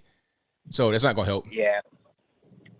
But do you think an all-black police force would be more lenient if, you know, because I don't remember his name, but there's the police chief, and he's arguing with Don Lemon about, I think it was immigration and how it kind of ruins their community over there. But I've never heard of like, you know, you would have to show me, but I've never seen a black police officer stop a black person and then the person kind of be like, oh, I want, you know, how come you ain't being cool and all that? I mean, but like, have you ever seen a black person? Have you ever seen a black cop pull over a black person? Like, have you been in the car when that happens? No, I've never seen it on video either, though. That's why I was saying. Yeah, I mean, but you're not gonna see it on video, because who records the good things that happen, right? Right. And who releases those? You ever think about that? Like, why are there? Well, I don't know. That's a little bit speculative, but I always wonder, like, how come it's the bad ones that get released? You know, I've seen a white guy chill. I think it's in California or maybe Arizona, and he's chilling, smoking a cigarette by his car. He's a white guy. He looks like trailer trash. But the cop goes up to him, starts bending his arm, puts him up against the car, and is tasing him, like, in the, you know, near his anus area and stuff. And he doesn't stop. He keeps going when the guy's arrested, basically. So I'm like, how come those, and nobody talks about those either. Like, oh, well, white people get it bad too. I saw a guy get shot in Arizona. He got shot at his hotel door because he answered the door with his pistol. So the cops were like, oh, crap, you know? And again, not justified, but I don't even care. And I'm white. So I'm like, you know, it doesn't add up, you know, to why people even think that racism is around. I mean, I know they don't see the white people killing the white people and all that, but I can never. That's not newsworthy. Nobody cares about that. We care about the poor innocent black man getting harassed by the white person. Even if that's not the case, it doesn't really matter because it's going to be the case in the eyes of the general public if the media wants it to be so. That's all it's about. It's about just pushing narratives. They don't care about a white person being killed. That's not even important.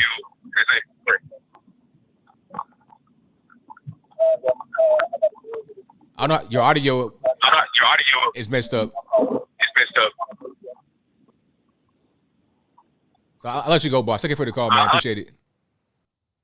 You probably put a speaker on or something like that, but I couldn't hear him at all. So shout out to the caller, though. But, I mean, that's pretty much what's going on. All right, let's get to a few more here. Let's go to 901. You're on the line. Who am I speaking to? ABL, my name is Zach, and I am calling you from Memphis, Tennessee tonight. How are you tonight, sir? I'm well, man. How about yourself? I am good. So I got a couple of things to ask you about or talk to you about here first. One, another mall shooting today, this time Columbia, South Carolina. Have you heard about that one yet? I did hear about that. Yeah.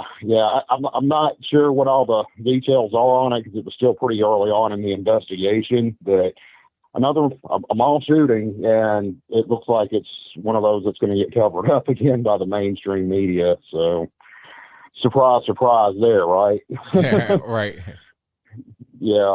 And the next one is a shooting that happened here in my own city of Memphis, and it was down on Bill Street last weekend. And these fools started shooting at each other right in front of the police, right in front of them. And now when the police started shooting back, now the person that got killed's family is trying to blame the police for their son getting shot. It's just insanity. So the guy, I don't know what to think. So the guy started the gunfire, and then when the police fired back, now it's the fault of the police. That's what it looks like, according to some of the statements that the family's attorney's been putting out on the local news here in Memphis. It looks, it looks like one of those again, So yeah, it's pretty crazy. I mean, just everything's getting blamed, but the person that are engaging in this kind of behavior. And and I hear what you say, like when you're describing like places around here, you really do need a bulletproof vest here in Memphis. That's no joke. I wish I could tell you you're wrong about that, but the fact is you're not. You're absolutely right. It's pretty crazy here. I hope the rest of Tennessee's not like this, but yeah, Shelby County in Memphis is pretty crazy. It's just a shooting every night, but you might want to look into that at the one on Bill Street and the one that happened today in Columbia. I will, most certainly. I'll look into it. Absolutely. All right. Well, sir, you have a good night and enjoy your show and keep doing what you do, man. You keep fighting a good fight. You're doing wonderful. Well, thank you for the call, man. Definitely appreciate it. You too, sir. Thank you. Have a good night. All right. Shout out to the caller. Great call. All right. Let's get to a few more. Let's go to 813. You're on the line. Who am I speaking to? Hi, this is I'm calling from Florida. This is Franca. Absolutely. All right, before we start, turn your speakers down for me in the background. Okay, hold on 1 second. Is that better? Absolutely. So how's everything going? It's going great. I just I wanted to talk about like the United States, how we used to be a global hegemon, and now we're considered like weak, and why that theory probably exists. Am I on right now? You're live right now, yes. Okay, great. Well, the United States was once thought of as a global hegemon. So what that means is that we were once a global powerhouse, and I think that the potato in chief has been put in that position to make us look weak, because after World War II, the United States was in the international arena, and they governed social policies. We governed social policies, and we were considered a powerhouse of the world. People refer to a hegemon as might makes right, but it's not really about might makes right. It's about having a position of global economic security to where you can help the rest of the countries make decisions. If whether it involves the military, whether they're fighting, there's fighting going on within their own countries, helping them establish democratic systems, which what we tried to do in the Middle East, which unfortunately didn't work out, because once we left, you see what happened. The Taliban moved back in. So, the issue is that when we, as the global hegemon, start to look weak, then there is a breakdown. So that's why you have Russia coming forward. Next will be China, then North Korea, and the stability of the United States. We're the stability of the world. We represent freedom. That's why I think that all this new movement has started to make us look like people aren't free here. This is the only country where people are free. And if you don't believe that, you know what? Take a trip to the Middle East or to Mexico or China or even Japan, like places where you think people are free, and you'll see that we are the freest country in the world. Public education is free. College is free here, no matter what anybody tells you. Okay, you can get Pell Grants, you can get scholarships. We have what's called social mobility in the United States. We don't have a class of, in India, like people are born in a certain caste and you can't get out of it. You can be anything you want in this country, but they want us to believe the narrative that this country isn't free. We're a horrible country. We're not a powerful country. We're letting other nations weaken us, because you know what? We're a global hegemon of might. We're the strongest military. You can't take us down with military force. How else do you take down a global hegemon? Okay, you take it down mentally, and that's what they're doing to us. And we're allowing it because of all this social discourse of woke, go broke, BLM, gay this. We want to all be magical unicorns. We're allowing the infiltrators to destroy our country from within mentally. Makes sense to me. 100% correct. Well, I thank you for your call. I definitely appreciate you. All right. Thank you. Bye. Great call. Shout out to her. Let's get to a few more here. 734, you're on the line. Who am I speaking to? Hey, LBO, this is James. How are you? Well, man, how about yourself? I'm doing well, bro. I just wanted to call in and say, hey, listen, these midterms are looking nice. Yeah, I think it's already over. You know what I mean? Just wanted to talk a little bit about, the ending of Title 42 coming next month. I mean, you already take a look at last month. We already had over 200,000 illegal immigrants come over. And we haven't seen one of those numbers since 2000. We're talking about 22 years. And when Jen was asked about that and kind of, how they're handing out free cell phones, basically, she's saying, oh, well, basically we just need to track them. It's like, track them. You already know where they are. It's literally all you have to do is say, hey, go back, just like Trump said, and you know exactly where they are. You don't have to hand out a phone. And, also I just wanted to say, what's your thoughts on Abbott? Saying, hey, listen, you don't even know what it's like on the border. And, you have no idea what's coming after you in this law, and sending them back to the yellow brick road over to the White House and saying, hey, this is our reality. Do you think more governors should be jumping on that train as far as just showing the White House, when this ends, you're releasing about 7,000 to 18,000 people? I like what they're doing as far as sending them to DC. That's the right message, because it's like, hey, You guys in DC, this is your doing. You're allowing them to pour into the country, and you're talking about, like you said, giving them cell phones that they're going to throw away. You're not going to track them. You're not sending them back. So, okay, rather than us dealing with it, rather than them just being here until they can figure out the next move, we'll send them right to you, and then you figure out the next move for them. Meanwhile, they can be right there in your backyard. And if I want them to take them straight to Adams Morgan, Georgetown, the nice areas of DC, right there on the steps of the Capitol, and see how they're like that. When you get a whole tent city right on 16th Street in Northwest or wherever that is, right by the White House. Exactly. Yeah, it's so funny because, Peter was talking to Jen, basically saying, hey, listen, like, what do you think this is going to do? Don't you think that when they get this phone, they can't just throw it away? And one, why even, who's paying for that? Obviously, we are the taxpayer. And, I know that I didn't get a phone until I was 18. I had to pay for it. You sending out some pagers, you know what I mean? Rather than some phones, those are too expensive, one. And then two, not even talking about the economical damage that you're bringing to the country. But yeah, I mean, what they're end all doing is the Democrats are just losing the Mexican voters. And they're definitely going to see that coming up in the midterms, and definitely going to see that in the presidential run, because that's definitely going to be a talking point for, the Republicans in our party.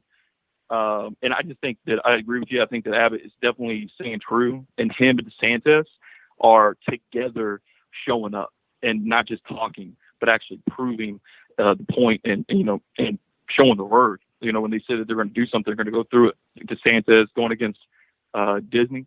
And Abbott going against basically this, immigration failure that the Biden administration is already doing. And lastly, I just want to touch on. I'm from Kentucky, so we have Governor Andy Beshear that actually vetoed the bill that would prevent trans athletes in high school to be competing against other students that are obviously female, biological, and biological males. And the reason why he said that he vetoed it is because we in the state of Kentucky aren't seeing that as far as like being a discriminatory advantage or, this and that basically, where you literally, all you have to do is turn to the right and take a look at the transgender athlete and literally took tied sixth place with the University of Kentucky swimmer.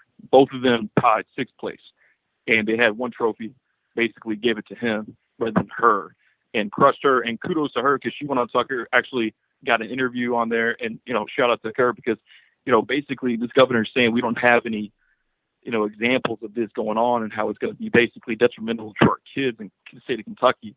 Yet we have a collegiate athlete who literally got robbed for sixth place by a male who literally just came in and said, yeah, I'm going to swim and and just demolish the floor. And my thought is, she's from Tennessee. She came over to Kentucky. We recruited her. So now that that's the fact, and he's vetoed that bill, we're going to be losing out on collegiate athletes, especially in the women's field, that don't want to come over here because they know they're not going to get supported. But shout out to the University of Kentucky for actually supporting her, giving her a voice, getting her on Tucker. And man, I'm just waiting for these midterms. Like I said, super excited for the show. Really appreciate what you're doing, ABL. And thanks for taking my call too, man. Thanks for the call, man. Appreciate you. Yeah. All right, good call. Yeah, the whole thing with the female athletes, it's a shame when you got these male athletes. Like I said, Joanna, man, supposed to be a funny movie, but it wound up being real life, like actual legitimate life. It shouldn't be that way. Why is it that the women are having to compete against biological XY men? It just shouldn't be that way, but that's what's going on nowadays. 608, you're on the line. Who am I speaking to? Hey, this is Joey from Wisconsin. All righty, what's going on? Man, I gotta tell you this crazy story, ABL. My 16-year-old cousin, right? She got Pfizer vaccine. Mm-hmm. Man, 9 days after that, she slipped into a coma. Oh no. 2 days after that, she was brain dead, vegetable, man. Her mom had to pull the plug from her. Nothing on all the news on that was deleted from her, man. The only thing that's on there is like COVID blog and like these websites that, you know, look like they'd be made by like a tinfoil hat wearing person or something like that, you know. But it's like all, you know, man, I'm starting to believe like they're covering up like all the people who died from the vaccine and all the negative side effects and all that, you know. Like, I don't know anybody who died from the virus itself, but, you know, I personally know like my cousin died, you know, from this vaccine, you know. Yeah, man, I'm sorry to hear that, but I think they are trying to hide a lot of that stuff because it's a lot of money in it. It's the consumer confidence and all that kind of stuff. They'll ignore cases of people dying. They want to say, "Oh, that's an adverse event." Like, it's not somebody that actually died from it. That should be highlighted and publicized, but they don't want to ruin what they got going on as far as the obedience they have of people taking it and also the money making. Yeah, definitely. It's just kind of crazy like that, you know, like,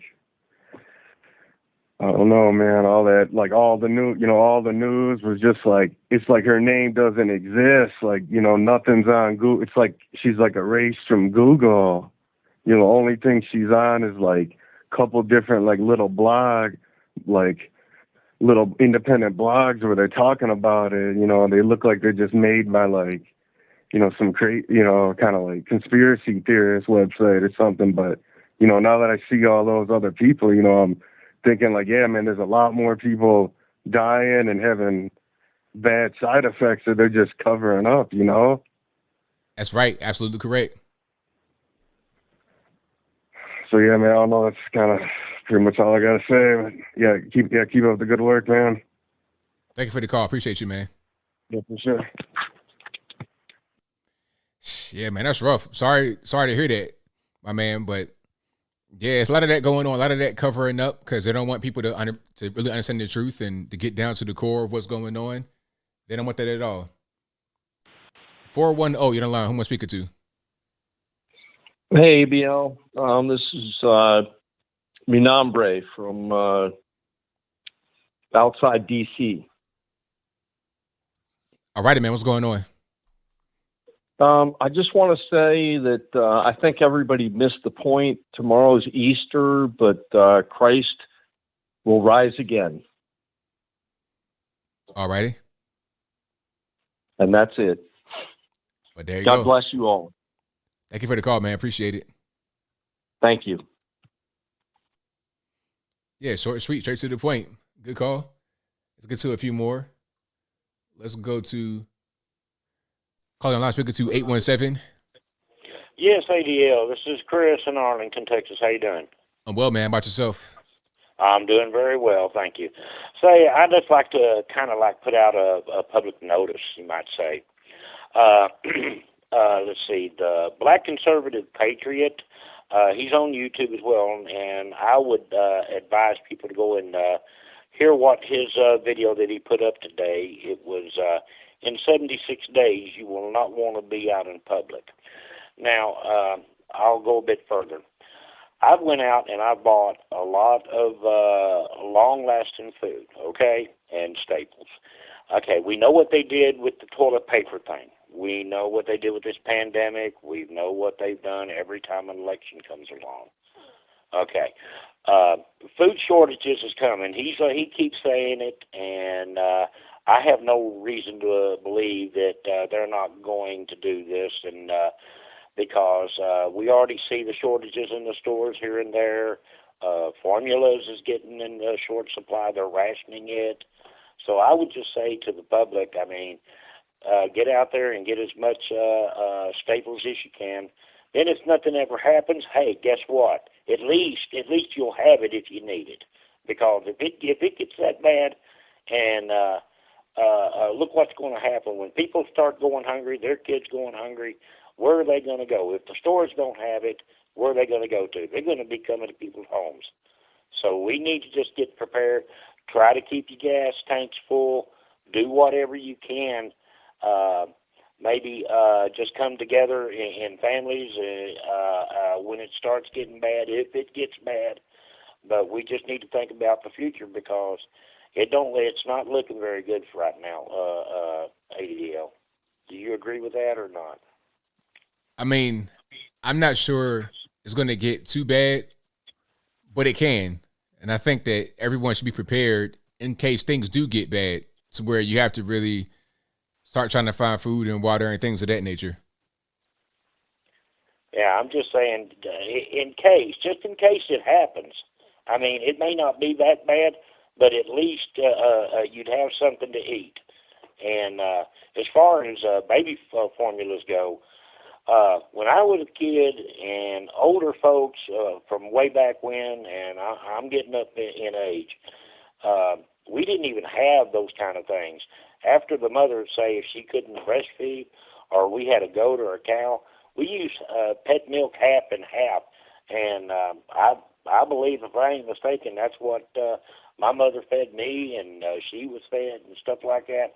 So there is alternatives to that formula. So I just want to let them people out there know about that, and they can do their own research and check it out for themselves. But that's just the old-time remedies. And, I mean, if what I've said helps anybody, well, I hope it does. And that's basically what I wanted to say. Thank you for the call, man. Definitely appreciate it. Thank you. Bye-bye. All right, shout out to the caller. Let's go to 929 in the line. Who am I speaking to? Anthony, how are you? It's all good. About yourself? Yes. So, do you hear about the movie that Steve Peter on Gumbo that he released about the title, The Water? It is about the trap head connect to the snake venom. Do you watch that video? I've not seen that. I didn't quite catch the name of it. What was the name again? The Water. The Water. The Water? Yes, yes. Okay, no, I've not seen it. Team Peter Network on the Gumbo. Okay. And also, I want to talk about the fascist Brandon regime. Right now, he's trying to turn this country into the Red China 3.0. Well, yeah, that's what it looks like. About that, go ahead. So about that, there is a machine in the airport. Its name Scott. The S stands for security. The C stands for control. The O stands for observation. And the T stands for tower. Now, please tell me that is it sound creepy to you? Creepy to you? Yeah, pretty much. So that yes. So that machine, they watch on you, and they will like give a warning that you must wear a mask in the airport. And not only that, also the security camera, it is now AI security camera to identify if you wear a mask or not. And it be established in the school right now. Okay. So, yes. About, do you know the law, the bill? The HR 35 bill, the anti-lynching bill that Brandon just passes? Well, that bill is anti-free speech bill, and also like black people cannot be racist and always oppressed bill. Yeah, I've not seen the actual language of it, but that's I wouldn't doubt it. Yes, so I hope like you go to internet and research on it, and also, about the branding on the crypto, right? On the execute. Sorry about Brandon on the crypto. He said the build that he will order the bank to make a central bank cryptocurrency. And what is the central bank cryptocurrency? Well, it's basically a social credit score just like Red China, which means that we spy on you. It will detail that you what you did on the internet, right? And they record a very single what you did on the internet. So it is like a big brother watching you. Okay, so the central bank cryptocurrency, that'd be the way to spy on us and all our actions and habits and whatnot, right? Yes. It is called a social credit score, just like that China. Okay. And also Brandon like the tax bill, right? That tax bill will take everything that you have. Because, I mean, those, we got the central bank cryptocurrency, we got the anti-fish bill, we got the tax bill from Brandon, and also the anti-encryption that I talked to you before. Do you remember that? Yeah. Yes. For those, is what the code is what the World Code Forum want us. It is the great reset. It's a great reset? Yes. Okay. All right, well. Oh, yes. I thank you for your call. I appreciate you. Yes. Let go, Brandon, and the freaking false game. All right, now, thank you. All right, shout out to the caller. Let's get to some more here. Call you online. One speaker, 347. Yes. Hey, ABL? Yes. ABL? All right, how you doing? This is Jack from Brooklyn. Big fan of yours. Always watching you. Thank you so much for all you do. I'm just concerned about the future. You know, I was born in 1975, and I feel like I'm like the last generation who wants to work and build and create. And I'm just kind of scared for the future. I just wanted to just get your opinion on how you feel about the generations coming up and the future of our country. Well, I think that you have a lot of kids coming up that are pretty damaged by what they've been learning in K through 12 and what they learn at home and through television and movies and whatnot. But there's also a lot of kids who are not like that, and they're really forward thinking. They got their head on their shoulders. I'm just not sure how many of the former there are versus the latter, and that's where I'm concerned. Yeah, that's the thing. That's what, and it seems like anybody who has that same thought is getting put down right now. And you know, if they're so young, where they're actually going to be affected by that and not, you know, reach their full potential. And that's what worries me. You know, hopefully there's a change soon, but I don't know. Yeah, it remains to be seen. Yeah. I guess all we can do is just take it day by day. That's right. That's all we can do. That's it. Yeah. All right, ABL. Thank you for taking my call, and thank you for doing this throughout the whole COVID and everything. You really you brightened up my day, and I'm sure a lot of other people. God bless. Thank you for the call. Appreciate it. All right. Bye-bye. All righty. Shout out to the caller. Yeah, I gotta keep on keeping on. Gotta keep on doing what I do, you know? That's just what it is. Let me get to some more here. Let's go. 989, you're on the line. Who am I speaking to? This is Jay from northern Michigan. All right, man. What's going on? How you doing? It's all good. How you doing there, Mr. Logan? All good, man. Can't complain. Good. I just want to call and tell you Happy Easter and thank you for your videos. I watch every day, and keep doing what you're doing, brother, and have a good Easter tomorrow. Oh, thank you. Appreciate you. All right. Good night. All right. Shout out to the caller. Just real quick, showing some love. I appreciate that. 425, you're on the line. Who am I speaking to?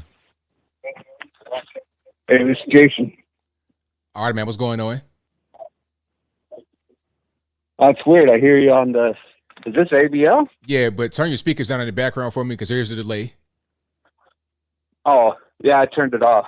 Okay, cool. Yeah, this is me speaking to me right now. Oh, you must have a delay then, because I'm watching on YouTube too. Yeah, there's a delay. Yes. Yeah. So what's up? I just was going to call you about and, explained about the Klaus Schwab and all the stuff about how they're coming out and actually saying, out loud in public what they want to do. And I've been trying to figure out why they're doing that and what you think. I think I have a couple theories. I mean, they can't really hide it at this point. Cat's out the bag. It's out the bag now. It's like, okay, it's whatever, It's going to come out there and say what's going on.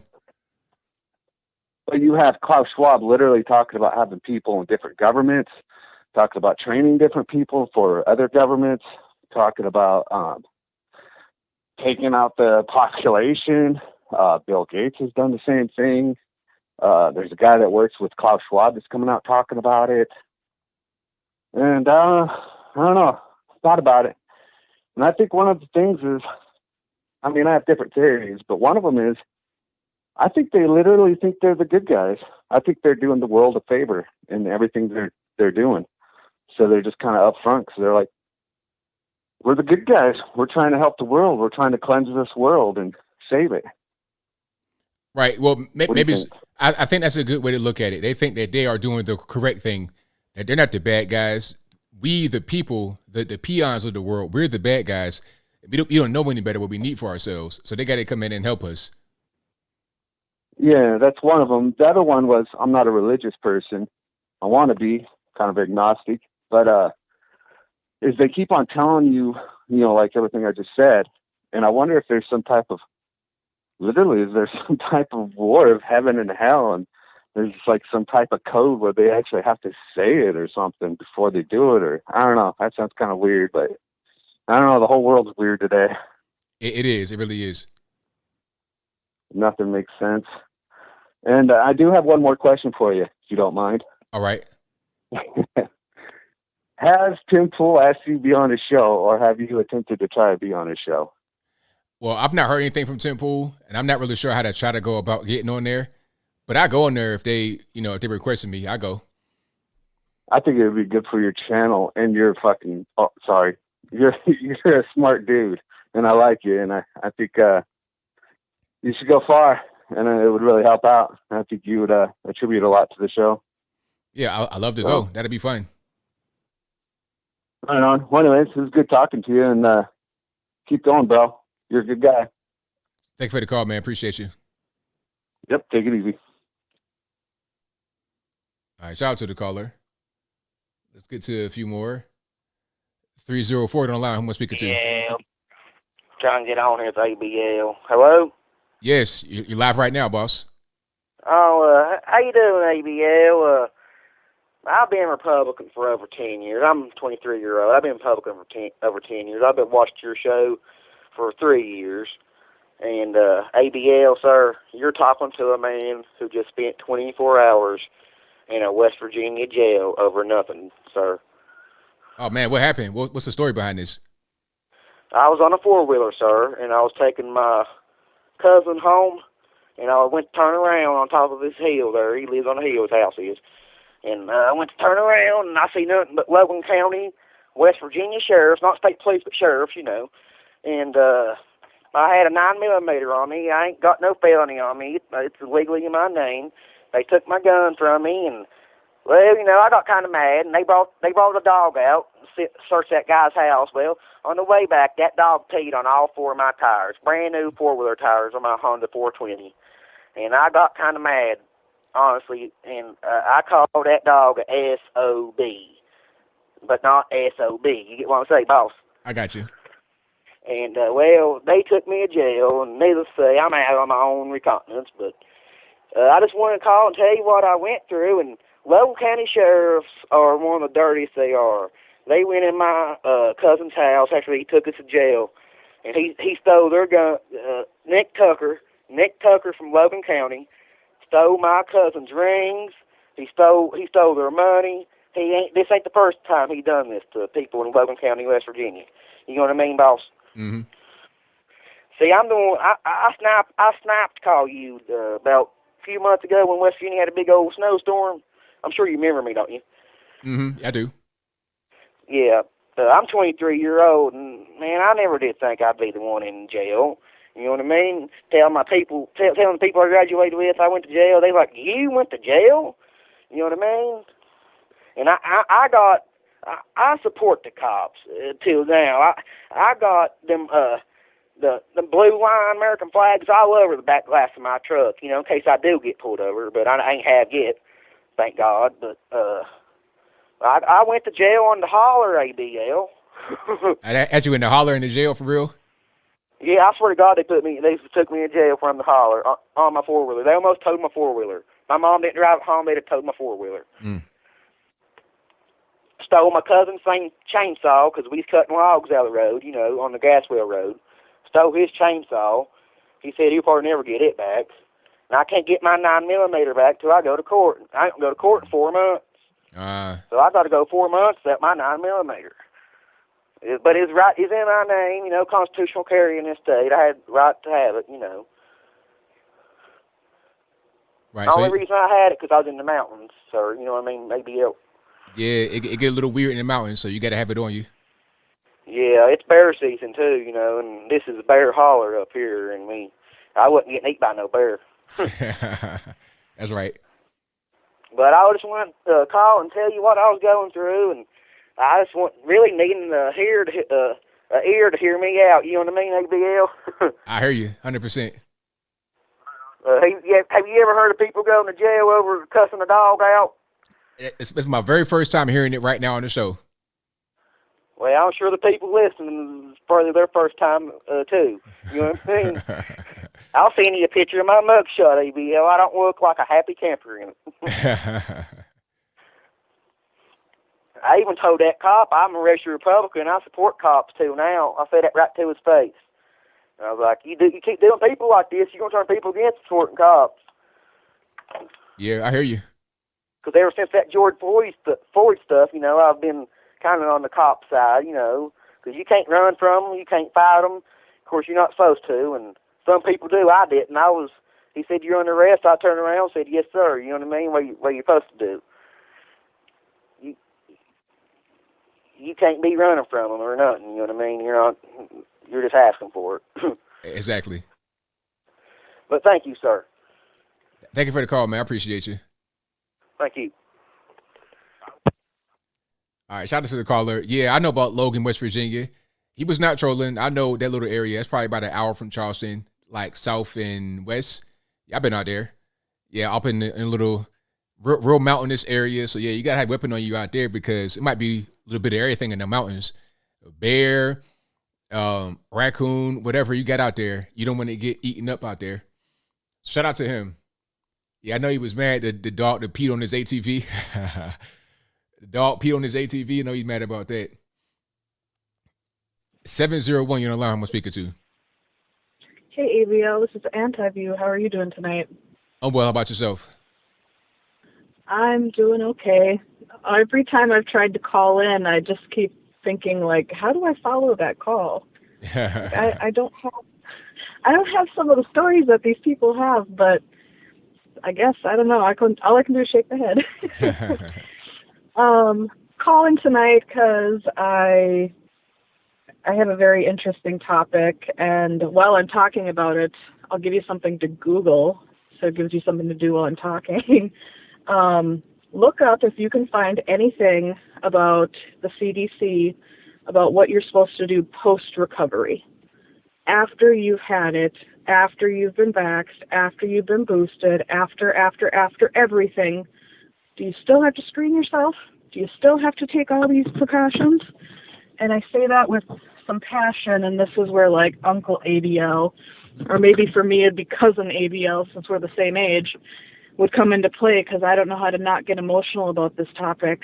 I called the CDC themselves, and I called my Department of Health also, which it's just a circle. It's an endless circle. It's a snake trying to have sex with itself, if you know what I mean. It's a constant figure eight, because one's telling you what to do and to go to the CDC, and then the other tells you to go back to the state, and then the state says to go to the CDC. It's actually written into law in my state that we have to go by the CDC recommendation. But then when you go under federal law, it says ultimately your state is responsible for the law. So who's going to win, right? So I'm getting a little off track here. The whole thing about this is we've talked before, I got an assisted living with dementia. Okay. All of these women have now had COVID because the state forced a positive person back to my assisted living before they recovered. Okay. Mm-hmm. So we've dealt with it. They all got the monoclonal antibodies, actually. I'm blessed that we were able to pull that off. They all recovered. And now I get state coming into my house, and I mean house by facility, saying, here's a $500 fine for each resident for each day that you're not screening them for COVID. It's how much Tell me now? where that makes sense. It says how much per day? $500 per day per resident. Wow. It makes no sense. So these women have dementia, and for any of you who don't really understand, besides watching our president, it can be very, very detrimental to the resident or the patient or whoever when you ask them questions that they don't understand, because it puts their mind into a tailspin, or it can put them into, like, they're not living in the moment with you. So if I'm asking these people, do you have any signs and symptoms of COVID? All I'm doing is increasing their anxiety. So I specifically said that to the representative of the CDC and to the guy in my state at the Department of Health. I said, I have women with dementia. It is detrimental to their health for me to ask them and screen them these questions. Is it still necessary, since they've all recovered, and within the past 3 months recovered, not like a year ago recovered, past 3 months, do I still need to do this? Do I still need to ask these questions? Can I do it visually instead? Nope. It is a requirement of the law that you do this. And if you don't, here is your fine. So when you ask your representatives, do you really care about my grandma with Alzheimer's? Do you really care about these Vietnam vets that have PTSD that have caused vascular dementia? Do you really care about these people? Because if you did, you wouldn't be causing them to inhale lorazepam and Haldol and morphine. Sometimes I got one lady, I got to give it to her hourly if she gets set off by the wrong thing. And every time I ask her a question about an infectious disease, she goes back to having polio when she was 4 years old, and she gets like traumatic, like she starts screaming, and she starts, and the state and the CDC want me to do this to this woman. Like, I don't know how to not get my emotions involved, and I don't know how to not get overly passionate and feel like I'm screaming at them, because that's what I really want to do. And that's what I am doing, because I don't know how to get it through to them that they're killing these people, because they ultimately don't care. Now, are you able to just not do what they're telling you to do? Yes, but then I put my license at risk. You know, I'm an RN, and I put my license at risk. I put our assisted living license at risk. I put my director's license at risk. I even talked to the hospice provider, because 3 of these women are on hospice prior to even having COVID. Like, they're in their 90s and they're in their hundreds. Okay, they're happy and they're thriving living at our place. And I asked the hospice provider, can I have an order to not have to screen these women, because it's to their detriment? And she or he or whoever even told me, no, I can't, because if they were to come in and see that I wrote an order for something like that, I would immediately be put under investigation, and I might lose my license as a doctor. Mm-hmm. Like, they quotes don't care. Now, can you talk to a lawyer? Actually, we got a lawyer involved, and he took the case, and he took my report of it, because, you know, I always have to have my facts on a line, and when I know a topic, I fixate and become a perfectionist. So I kind of already did his job for him, because I gave him everything to back up why this is a crapshoot and why we're never going to be able to get in line, you know, with what the state wants us to, because it's a never-ending battle. they're after our money, and they're after, I don't know. I think in our case they're after money, but also that control. Because when they shut down private places like us, then they force them into state-ran places. You know, let's get rid of the institutions, but then let's put every single elderly in a nursing home where their staffing ratio in the nursing home that I go to just help out in every once in a while with a staffing agency, their ratio nurse per patient is 45-1. And that's for CNAs, it's 45-3. And at my house, I'm 6-1 and 3-1 for CNAs. Tell me where your grandma's going to get better care. Tell me where she's going to thrive. Yeah, but see, they're not Not if worried. I'm shoving. They're not worried about actual care. They're worried about all these rules and regulations that they want to follow for themselves. Well, they are making rules that they're not the ones working and actually doing the work. You know, I understand why there's checks and balances to an extent, because somewhere along the line somebody got the wrong arm chopped off or the wrong kidney or whatnot. But tell me why. I mean, any single one of these people that are making these laws saying that I got to ask, you know, Grandma Dorothy, who can't even remember her name's Dorothy, if she has any COVID symptoms or if she's been out of the country when I know darn well she hasn't left my house. Right. You know, right. it's pretty silly. Ridiculous.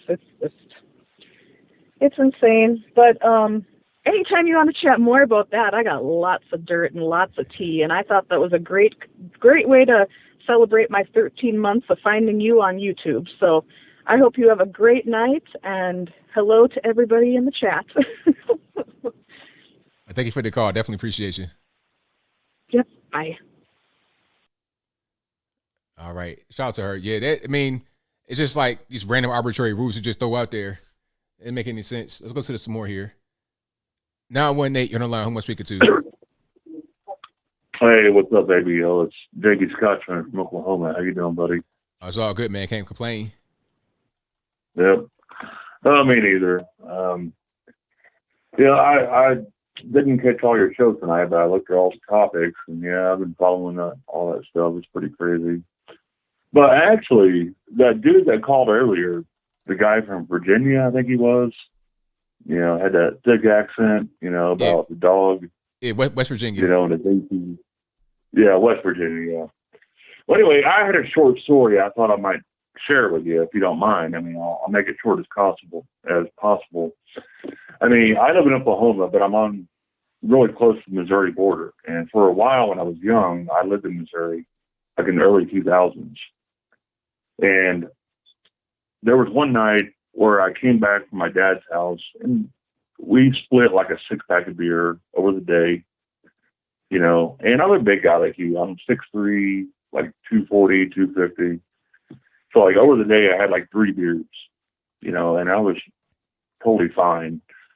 And I was driving home up to Missouri, and I hit a roadblock, a checkpoint, and there happened to be a beer can in the back of my truck.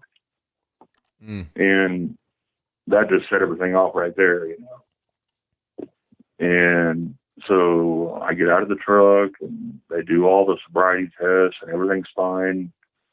And I blow the breathalyzer, and the legal level is a .08, and I blew a .081, like a 0.1%. And the funny thing is that I was less than a mile from my apartment. Like, it was literally right down the road. So I'm like, okay, whatever. And instead of handcuffing me, taking me to jail, no, they just told me to go over here, sit down. They wrote me out a ticket. And then they called a tow truck to get my truck. And I'm like, well, how am I going to get home? They're like, well, you can ride with him.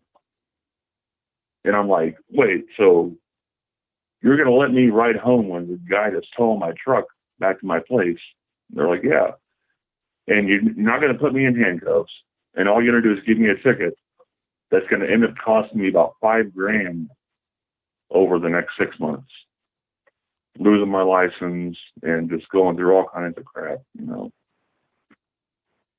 So I don't know. I just thought that was funny that that dude told that story because it reminded me of that story of mine, you know, because I guess I've had a DUI, but I've never had handcuffs put on me and I've never been in jail.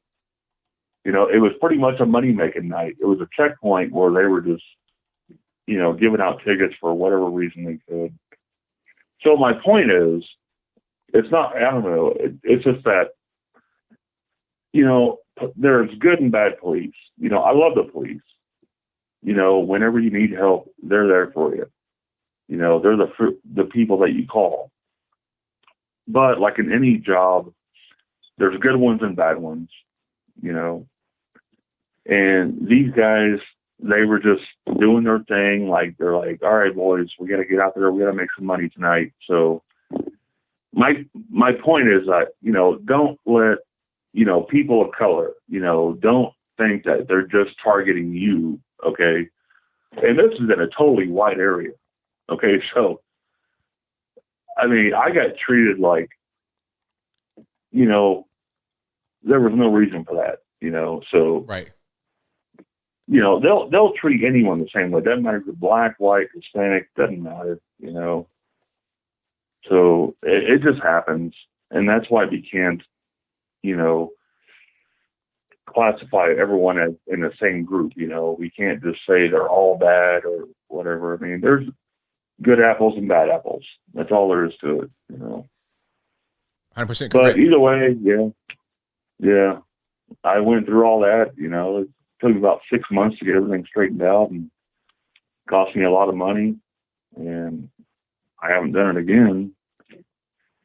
But anyway, I thought, yeah, I did get off easy. I got off real easy. I mean, because I've known people that. But either way, in court, the judge threw the book at me. I had like 80 hours community service.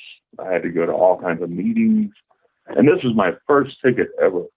I never had a seatbelt or a speeding ticket, nothing like that up until that point. Right. But anyway, I thought that'd be, you know, I wanted to echo that one dude's story from West Virginia, you know. Right on, man. Well, thank you for your call. Definitely appreciate you. All right, man. Good night, brother. Love hearing you. All right, shout out to the call. Yeah, man. I've been in those checkpoints before. Now, I never have been drinking and driving. You know, you guys, I don't drink, so I never have drunk and drive. But I have just got pulled over at a checkpoint, and it'd be like my tags are expired, or I had back in Virginia had an expired inspection, and it's money making when they do a checkpoint like that. You know, especially if you go through a small town. Oh, they're notorious for that. Like Emporia, Virginia. You guys from VA, if you know, Emporia is known as a speed trap. If you're coming through 58, I think that's what it is, 58 right there, and you trying to go into Hampton Roads or leaving, trying to go to Carolina or something like that, you get caught in Emporia, or you probably will get pulled over because they keep having the speed limit change, 55 to 45 to 35 to 45. It keep changing like that because they're trying to get you speeding, and it will get you. And that's how a lot of the town, that's how they make money. It's part of their whole thing. 773 on the line, I'm speaking to. Hey, ABL. Hey, ABL. First off, if you remember that argument Ben Shapiro had with that student, I want to know from your own past experience of being on the left, does that reflect some negative feelings to you? Like, was that me doing that at the time? I don't understand the question. I meant the behavior of the student, yelling and just talking over someone, just calling them wrong, like how a child would when you were on the left at one point. Looking at that scenario, did that ever occur to you of any of your past actions? Nah, I never did nothing like that. Like, my whole thing was I would do like a lot of online, like back and forth.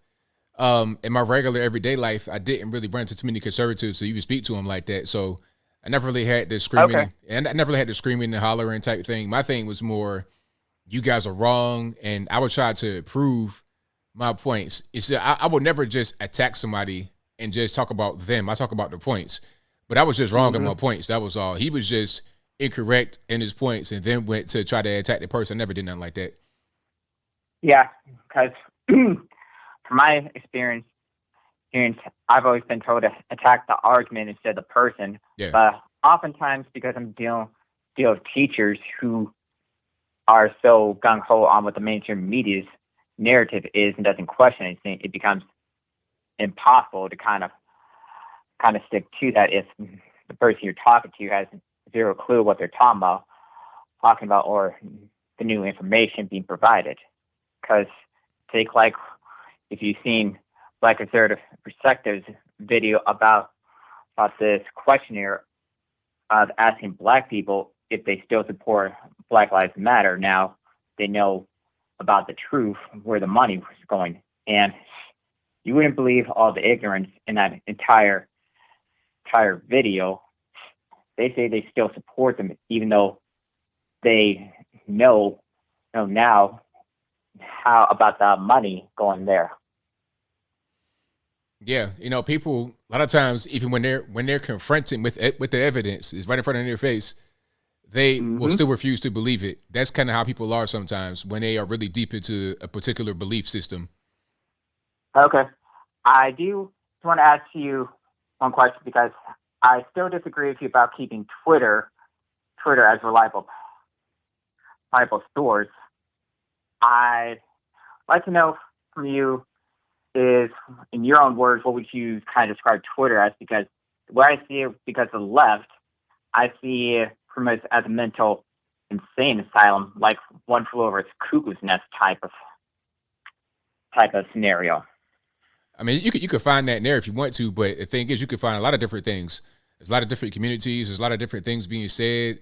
It's a lot of legitimate news organizations that use Twitter. It's a way to disseminate information that people are familiar with, and it's the biggest one. So if a conservative person wants to have their message expand and get some more people that may not necessarily know about them, if they're not on Twitter, they're just leaving themselves out of the equation, and they're just trying to they're kind of working at a disadvantage, at a handicap, because they're not everywhere they should be. You can have alternative media, and that's fine. Be there too, but don't deny yourself the biggest platforms to have your voice be heard. We want to have our voice heard on all the biggest platforms, rather than be on the smaller platforms. Okay, but at some point, Twitter will be overshadowed by some of these new platforms popping up, because they actually do care about freedom of speech much more so than just being censored all the time just for speaking the truth. Oh yeah, that can happen. That definitely can happen. But in the meantime, it's not. So you don't want to, you don't want to abandon it too soon. Have the competition, and if something comes along that defeats Twitter, just like how MySpace was defeated by Facebook and Twitter and whatnot, then it makes sense to go ahead and just let that die. But until then, it's a king of the hill until somebody else can dethrone it. Yeah.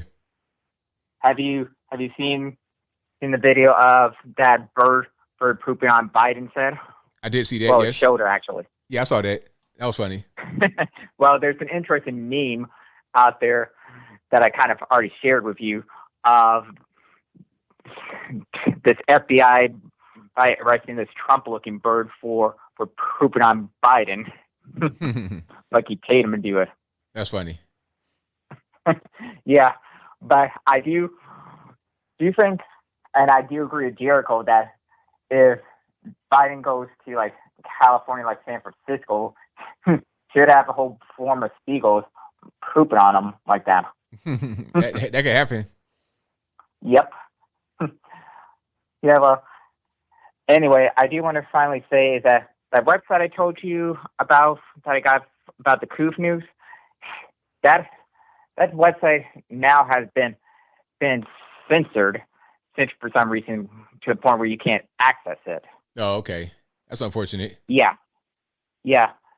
Well, if you manage to kind of find another site that actually works, let us know, because the censorship is a major problem, and the only way we can actually win this information war is by finding other platforms and other reliable sources of news instead of just circulating the same mainstream media talking points over and over again. All righty, no doubt. Well, thank you for the call, man. Definitely appreciate it. Okay, bye. All right. Let's go to the next call here. Line speaker 2757. Yeah, Mr. Logan, Chesapeake Bob here. How you doing? It's all good, man. About yourself? I'm doing good. I had to put everything on hold because I was waiting for the interview. By the way, shout out to her. I appreciate her call. And you're also right, by the way, about Emporia. As you know, coming down that road, it is nothing but a money trap. Big time. That's right. Absolutely. And I need to actually ask you for a favor. Okay. Today is my 36-year anniversary. I've been married to this woman for 36 years. And could you possibly give a shout out to Rebecca for putting up with me? Okay, Rebecca, shout out to you for putting up with Bob over there, 36 years, long time. And I wish you 36 more, so y'all have a good anniversary. And shout out to you as well. That's a good accomplishment for you right there. Yeah, we've been together for 36 years. We've got 2 grown children that both have their heads on straight. And after 20 years in the Navy and 20 years being on the road as consultant, I have to tip my hat to her. And I appreciate your shout out for her. That's pretty much all I wanted you to do. All right, man. Well, thank you for your call. Appreciate you. All right, bye-bye. All right, that's an accomplishment right there. 36 years, 20 in the Navy. Same thing my uncle did, 20 in the Navy, then retired. And then after that, you still can do more, like different things. So, yeah, that's amazing. Absolutely. That's like, you don't really find out too much anymore for a long marriage like that. Yeah, shout out to them. Yep. And thank you all for being here. I couldn't do this show without y'all. I appreciate y'all as well. Y'all been here for a long time. Some of you guys been here recently. I thank everybody for joining the show and doing what you do. All right. I'm reading some of these comments right here. There were some comments I was reading throughout the show that sometimes I want to respond, but it's like I want to keep the calls coming. So a lot of times I forget some of the more colorful comments that I want to read. Oh, but as far as that website that had been censored, yeah, that happens. Sometimes the website, it'll get censored. Sometimes you have a bad host. Luckily, shout out to my host. These guys do fantastic. They look out for me. One time an article went viral on my website and kind of crashed it. And they called me, like, it was like a whole meeting. Like 3-4 people called me from the host and was like, hey, man, we got your back. Don't worry about it. We're going to hook you up, get you a better plan. Like, they really looked out for me. So my website, AnthonyBLogan.com, by the way, shameless plug. Of course, I'm going to say on my show what the website is, but AnthonyBLogan.com. I don't have any kind of problems with censorship on my website. It's all good. So, yeah, you could go there and there's no problems. Let's go to 863 on the line. Who am I speaking to? Hey, ABL, it's Alex calling in from Lakeland, Florida. All right, man. What's going on? Now, a quick question for you. So, if you think, or do you think that if the Democratic Party placed in a different puppet other than Joe Biden, do you think all this stuff with Hunter Biden and all the Burisma dealings, do you think that would be big in the mainstream media, or do you think that would all be just swept underneath the rug? It would still be censored because they don't want that information to get out about anybody in the Democratic Party. If he's in the Democratic Party, regardless of whether he's a president or not, they don't want it to be there. Now, if he's not in the Democratic Party, if he's just like a regular Joe, or he's like a consultant or something like that in D.C., then that probably would come out. It probably would, because he doesn't have that type of position. But if he was still Senator Joe, or if he was just Joe, the former vice president, then they would still censor it. So it's almost in a good way. It's almost a good thing that he did actually become president, in a way, to expose all this bad stuff that's been going on. That you could see it that way for sure, because if not for you him, got to take one good thing out of it, I guess. all right, yeah, take something good, because there's a lot of bad, so take something good. But yeah, definitely him becoming the president and going through the whole process definitely put a highlight on all this, the crazy laptop and the crack smoke and all that kind of stuff. Oh yeah, I watched a side-by-side video of him talking about, you need to do 25 years, and then they show Hunter Biden hitting the pipe. So it's like, it's insane. Yeah. But one more thing before I go here. Did you see what the Democrats want to put on the ticket for the 2024? No, I didn't. Yeah, it's going to be Anthony Weiner and Eric Holder. no way. It's going to be Weiner Holder. Oh, there you go. You got it. All right, brother. I'll let you go on that one, man. Great show, man. Keep up what you're doing. Thanks for the call, man. Appreciate it. All right, brother. Thank you. Shout out to the caller. I had a sound effect. I don't know if I had the right one. There you go. It's about a 1,000 years too late, but you got it. Shout out to the caller. All right. I got time for maybe like one more. Then I got to wrap it up. But yeah, but on a serious note, who are they going to actually run for 2024? Who do they have? They're trying to put Cory Booker out there. They're trying to make him be like Barack Obama, but it's not working. They're trying their best to make this guy be so relatable and so impassioned and all that kind of stuff. It's just not really doing it for me. He's not giving that type of energy that I need from a good presidential person. Even though I don't like Barack Obama's no friend of mine. Barack Obama still had that passionate energy. He still had it. Or at least he was able to present himself like he had it. He was able to present himself like a good speaker. But Cory Booker, I'm not convinced. He doesn't really, I don't really feel it the same way that Barack Obama can make you feel something. Or at least have you think that you feel something. Kamala Harris, same way. They were trying to put Kamala Harris and Cory Booker out there at the same time, trying to promote them, trying to make them be big stars, but it just didn't really work out. It didn't really go over the way that they thought it would go over. Not in the least bit. All right. So that's probably a wrap for the calls right there. I'm going to go ahead and wrap it up for the calls. Thank you all for being here. Definitely appreciate you guys. I got super chats to read right here. I got a video to play too, because I see a super chat that relates to a video. If you couldn't get on tonight, I'm sorry. It's not my fault. Please blame the white man. You know how sometimes these things operate. But shout out to the mods for keeping the trolls in check, keeping the chat nice and orderly. And shout out to everybody for watching, for sharing, for retweeting, or whatever you're doing. Thank you for doing that. I'll be back live again on Wednesday and Saturday, and probably on Tatum's stream next Thursday if he does it. If he does it, I'm there. That's just what it is. If Tatum's live on Thursday, ABL gonna be in the building unless, I don't know, it was an inland hurricane or something like that. I'm gonna be there, right? So let's go ahead and go to the supers, and then I gotta wrap it up. Put the bowl clean on top. Hold on. So let me see. Okay. There we go.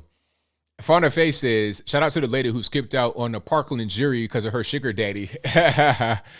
Okay, I got that video. Had that queued up for a minute because I wanted to play that right quick. So shout out to the sugar daddy who this lady used as an excuse to get out of jury duty. All right. So this person says, I'm married and I have my sugar daddy. A prospective juror told a Florida judge this week in her bid to get out of serving on Parkland killer Nicholas Cruz death penalty. Jury. Interesting. Question?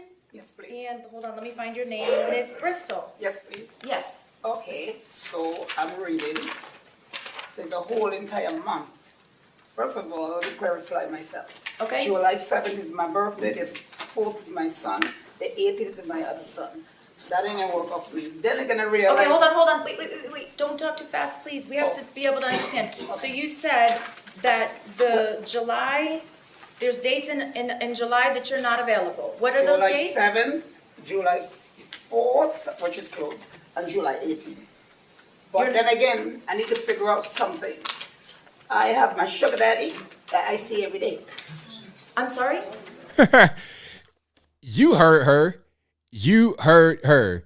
She said she got a sugar daddy she sees every day. So what am I going? I got my sugar daddy. I got to see him every day too. So what's up? I can't be on the jury. I got a sugar daddy. My sugar daddy. Okay, I'm not exactly sure what you're talking about, but Well, I'm married. Don't play. See, I like right there. Don't play coy, lady. You know what she's talking about. Don't act like you don't know what she's talking about. You know, you probably got one too. But I digress. I digress. And I have my sugar daddy. Okay. And I see him every day. All right, ma'am, we'll come back to you, okay? Thank you. She probably got out of the jury duty doing that because she know what time it is. She acts like she ain't know what was going on. You know, lady. You just want to be professional, be, you know, nice and prim and proper. A sugar daddy, what's that? You know she's talking about. So yeah, shout out to her for using the sugar daddy defense to not be on the jury. I guess it worked. I bet you it did work. So I'm gonna come back to you. Okay. It's a lame reason to not be on the jury, but it sure did work. I bet you it did. I bet you it worked. All right. Let me see. Let me go back. Thank you to F Ranger Xbox who says on your Facebook in your comments I post memes. You gave me tonight's meme, Eric Adams' post. Thank you to Christy who says, Happy Easter, ABL. I appreciate you and your channel very much. Hope you and your family enjoy. Have an awesome weekend and holiday. Thank you for that. Thank you for that. Thank you to Jamie who says, ABL, thank you for all that you do. Thank you. Thank you to Shreeps who says, ABL, I saw you cop Elden Ring. Let's go out like the old days when we used to way back. ABL Discord gang. I see the Musk moves in Winklevoss too. I tried Elden Ring for like a half hour, man. I had to refund it, man. It was tearing me to pieces. It was tearing me all the way to pieces, man. I had to refund that. But yeah, thank you all for being here. You guys are the best audience anywhere on the internet. This is a podcast, of course, and it'll be available on your favorite audio streaming platform, whether that be Google Play, Spotify, Stitcher, Anchor, etc. Links for that will be in the description. Let me make sure I got all my comments out the way, and then we'll be good. Yeah. All righty. That will be a wrap. So until next time, y'all be safe. I'm out. And peace.